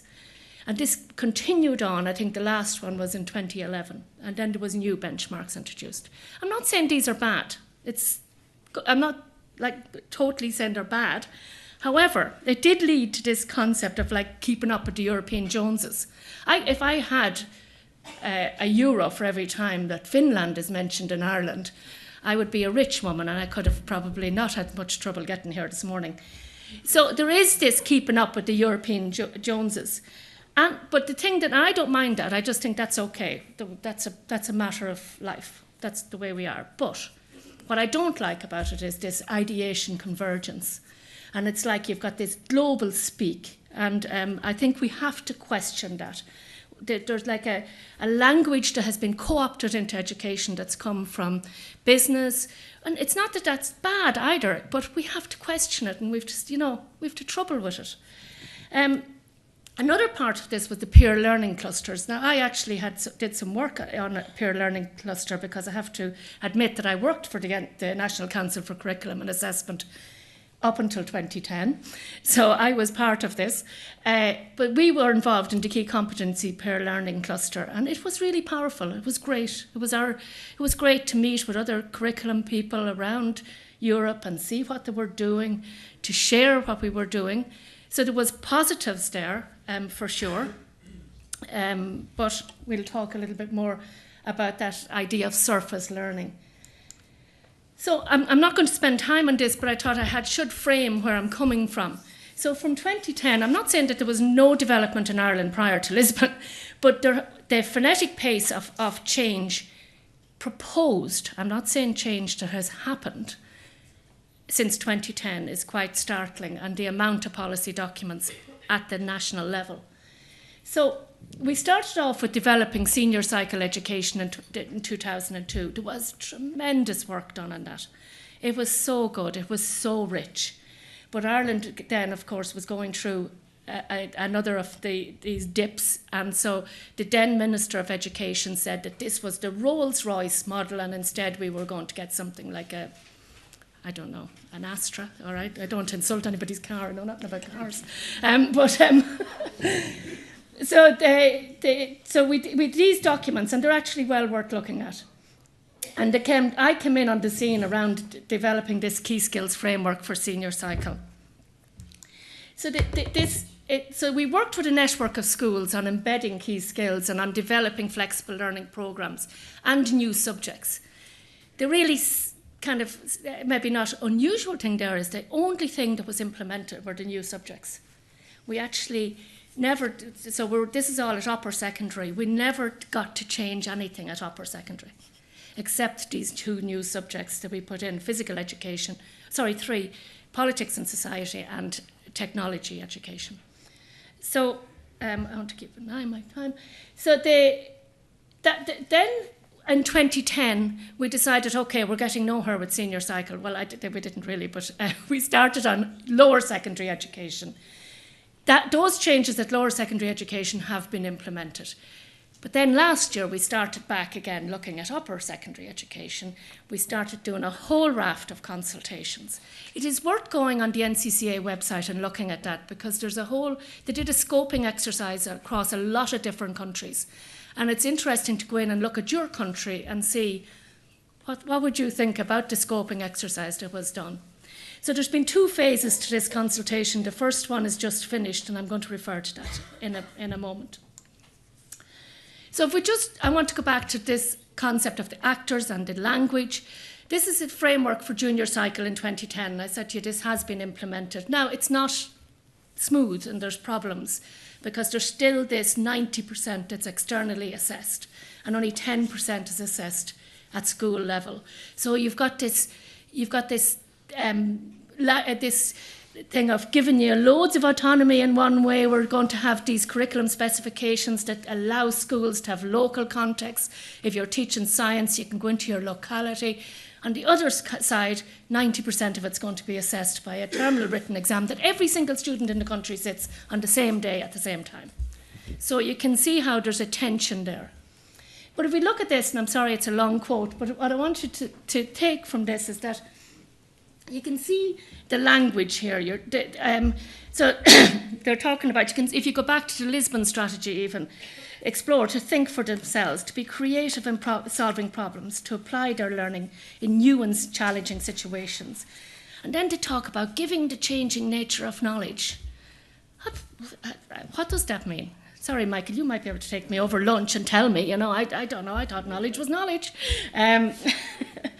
The ease at which students have access to information, the competence and skills are critical, preparation of young people. So you see what I'm talking about, this future thing, preparation of young people, I keep going to go for the thing.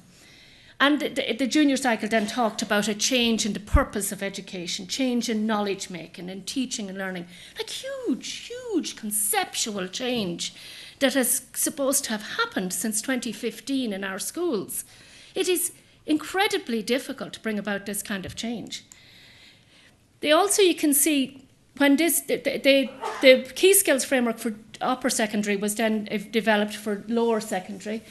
Initially, there wasn't literacy and numeracy, and one of the policy things that I didn't point out, and I should have, was that a policy document to come out about literacy and numeracy because Ireland did so poor on PISA in maths and science. It's actually said in the start of the document, the reason why we're bringing in this policy is because we're doing poor in PISA. So I don't have time to go into that. That's a whole other thing. The other thing I question is this whole thing about well-being. Well-being now in the Irish curriculum has been given 400 hours, whereas science, if I'm a science teacher, is given 180 hours per year. So I question this, and I really don't like the word resilient, but maybe we can have a conversation about that again. Again, it's for another. But where is this resilience coming from? I'm going to point out just a few things. If we look at this, was the review of the key competencies. There was lots of documents, lots of great documents put out. But then again, look at the language here, the virtuous circle of job creation and growth. They are key to social cohesion. So you're having the economy and the social again. Education's been asked to answer to these two, which I think is not a problem, except that we need to, at the local, national level, to problematize what this means for our teachers in classrooms. If you look at the latest, it hasn't been fully published, but these are the recommendations. So they're still pounding on with this knowledge economy. And they say, in the knowledge economy, memorization of facts and procedures is key, but not enough for progress and success. So they're kind of coming back to the disciplinary knowledge here, you can see. Skills such as problem solving, they still have their skills, which I think is good, because actually, I'll talk about that in a moment. So if we look at the trends shaping education in 2019, this is from the document that just came out. It's hot off the press. Beautifully written document. It's free for you to browse online. There is really good statistics in it. But it really, we need to question, like, these are the trends that they say, to talk about shifting global gravity. It really bothers me that this is trends in education, and the first thing to start every time is about the economy. And if you trace back to 2000, when the Lisbon agenda came in, it was the BRIC countries. There was all you can see it in the writings. They're talking about the BRIC countries, and then they added in an extra I at one stage. To stop now, there's only two countries they're talking about, is China and India. And you can see that, I'll show you, you can look it up yourself. The citizenship and democracy, the security in a risky world, like there's really scary stuff in there if you want to go, living together and living better. So I suppose what I want to get across here is that I think that there's this language and this ideation convergence that's around precariousness. And I first came across this concept in Maynooth. We had a scientific meeting on pedagogy for sustainable development, and a colleague from another university talked about it. And it's like we have to believe in this precariousness of jobs, of our environment, of family life, of how the internet's going to swallow us all up. And so it's all this almost, and in a way, Is there really that much precariousness when you come down to what's happening in the classrooms? Again, I'm bringing it back into the classrooms. And why should our policy documents be constantly going? I acknowledge it. I'm not saying it doesn't exist, but it's like we've been asked to internalise this precariousness. And I think this is where the whole thing on well-being and resilience and that language is coming in. It's like you have to be ready for the unexpected. And I just think that we deserve more from our governments than that. And so it says preparing for the future. What does this trend mean for the future of my education system? What can I do? So it's like they give you all this, and yet this is the language that's in that document. And it's like, what can you do? It's putting it all back on the individual. And that's the market. So education's a commodity. I, as an individual, have to be well educated, because I can't be a good citizen if I'm not well educated. So it's like the knowledge haves and the knowledge have-nots. You know, and if social inclusion is around knowledge, then people who don't have knowledge are excluded. And do we want that as an education system? Sorry, I'm sounding a bit like I'm making a party political podcast here. I'm sorry. And this is just another picture. I don't want to wait. I'm conscious of time. So, but you can see here where the USA and China, and they're looking at China, and this is a quote directly from the document. Algorithms sort us into groups of like-minded individuals, create echo chambers that amplify our views, leave us uninformed of opposite arguments, and polarise societies. I would say that we're heading towards that around education speak. Like, we need to problematise this, but anyway. If we look at the review of the upper secondary education, I just want to come back to that idea of us having one foot in the past and we're looking to the future. So the first cycle has been reported on by the ESRI, and this is just a quote. So what gets, like, when they had they kicked off this consultation, they had somebody from the OECD come and speak, and you can read her slides. It's not me, I'm not pulling out. But when she came to speak at that conference, she said, we're above average in science performance, we're above average in equity in education, we're above average in life satisfaction, and high public confidence in education, second only to Iceland. That's us, Ireland. And so where do you put that with this precariousness and this, the doomsday? So, but the current assessment system keeps being touted as well as being really, really good. But the other thing that kind of got me thinking about and worried about this global speak is we have this bulletin that was published by the National Council for Curriculum and Assessment that is reporting on the first phase of the research, to consult it with schools, to consult it with parents. The questions are in the report. It's really worth reading because we do consultation really well in Ireland.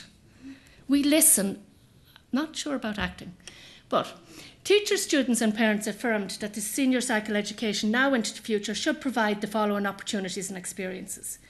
So you to apply knowledge and develop skills, contribute to personal development, build towards diverse futures, contribute to full citizenship and participation in the society and economy. Now, I'm just questioning what was pulled out from all those consultations. This language is, it's so like what I'm reading in those supra documents. So I'm just questioning it. I'm not saying that somebody didn't. Oh yeah, sorry, and I do really question that idea of somebody reaching their full potential. I'm still trying to reach my full potential.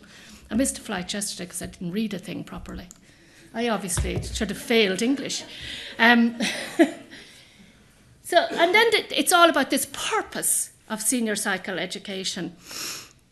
And I won't. I'm just going to finish up. So my concluding comments would be, I think we're stuck in the past with this high-stakes externally assessed examination. I think we're very futures orientated, and we're definitely influenced by curriculum at the supra level. I wrote this and then I thought I'll delete it. I wrote it and I deleted it. But anyway, this idea of driven by a narrow instrumentalism based on economic imperatives. It's actually a quote from somebody sitting in the audience who you'll listen to later on today.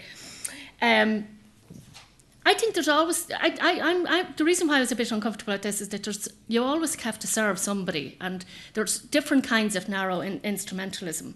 And I'm not saying that the economy is the worst one. Like, we've come from where religion, when I went to school, religion was the narrow instrumentalism that I experienced. So, there's always somebody you have to serve.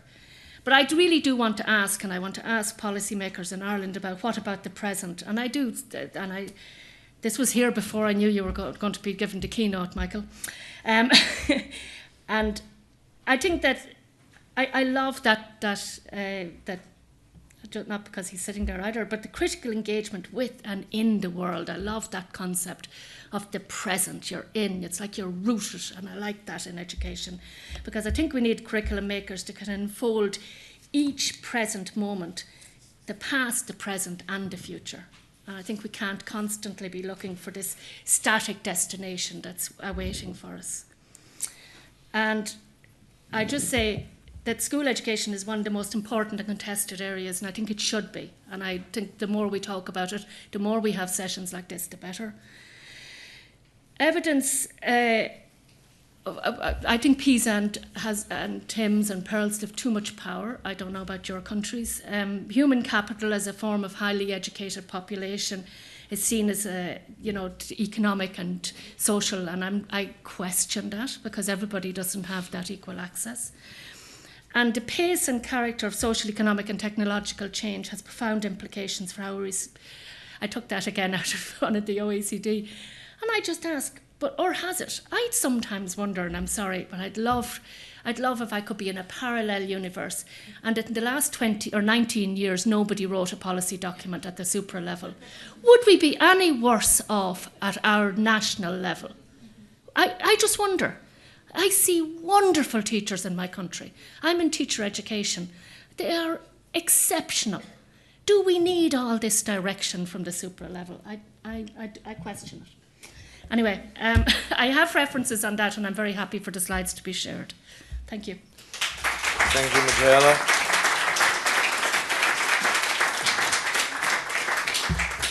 We are a bit late, but I believe we have 5 minutes before lunch, so we have time for a couple of questions.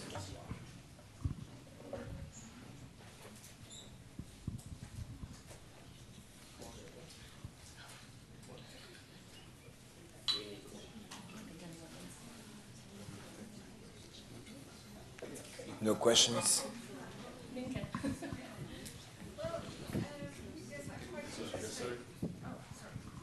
Thank you, Magella, for your interesting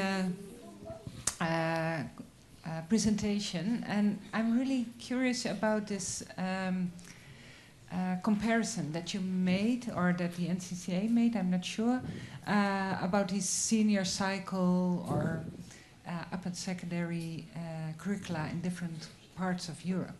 And what is what was the result of that? Well, how did you use this comparison, or how is the NCCA using this comparison? So the comparison was, you can see it on www.ncca.ie and look for senior cycle review. The comparison was, it was only published in late 2018. To be honest, at the moment what it was doing was it looked at policy documents, so it's a good place to go and see what they saw as key policy documents, also to see the key Irish policy documents. And then after that it was really just about what choices were in the countries, how assessment was carried out, what ages. So it was it's like a scoping exercise of the country. And then there was an overall report put together, and your colleague Jan van den Akker worked on that, and it was to look at trends across European countries, or maybe further than European countries, because I think South Africa was in it. And I suppose what they were seeing is that I think, they're pushing for changes in assessment because we are so assessment driven. Technology comes up in it, innovation, well-being, all the usual things. It's like there's a sameness, which is worrying. Okay, thank you. Thank you. Yes, I could ask a question. Thank you very much, Magella. Very interesting. I think it's very important where you point in these policy documents, but this is perhaps not much of a question, more of a comment, because I've also noticed that the European qualification frameworks and how they work, how teachers and how study counselors, they became dependent on, they're quoting these like, well, I looked at his resume and he's a level 5 or a level, so would you think that you would find this, numerical language also, this very much standardized, this very economical, statistical language that has moved into the the genes of our education systems in one way. Yeah, I suppose I can see why that has to be, because we have free movement between EU countries, and I do think that for qualifications we need to have a framework that we can work to. I think we should. I'm a mathematician and scientist, but I do love statistics. But as we all know, statistics can tell lots of different stories. But what I don't like is when statistics are used, and sometimes this happens in Ireland in particular, especially when we had poor results in PISA. There was a knee-jerk reaction. There was a policy document brought out that changed teacher education completely. It went to being a master's level qualification. It had huge implications for us in teacher education. It turned out then that our PISA results actually weren't so bad. It was because of the way the testing was done in that particular year. But I think that we sometimes use numbers where we really are making choices that we want to make anyway. And it's like we, as I said, pick from those to bring about change that I think our governments want anyway. And there's a push for that anyway. So. Thank you. No, and they're very taken with these. Like our front pages will be, the headlines in our newspapers will be our PISA results. So, I mean, it's everywhere the same if you do a test, yeah. Thank you. Any more questions? So it's exactly 1 o'clock. It's about lunchtime. Thank you very much.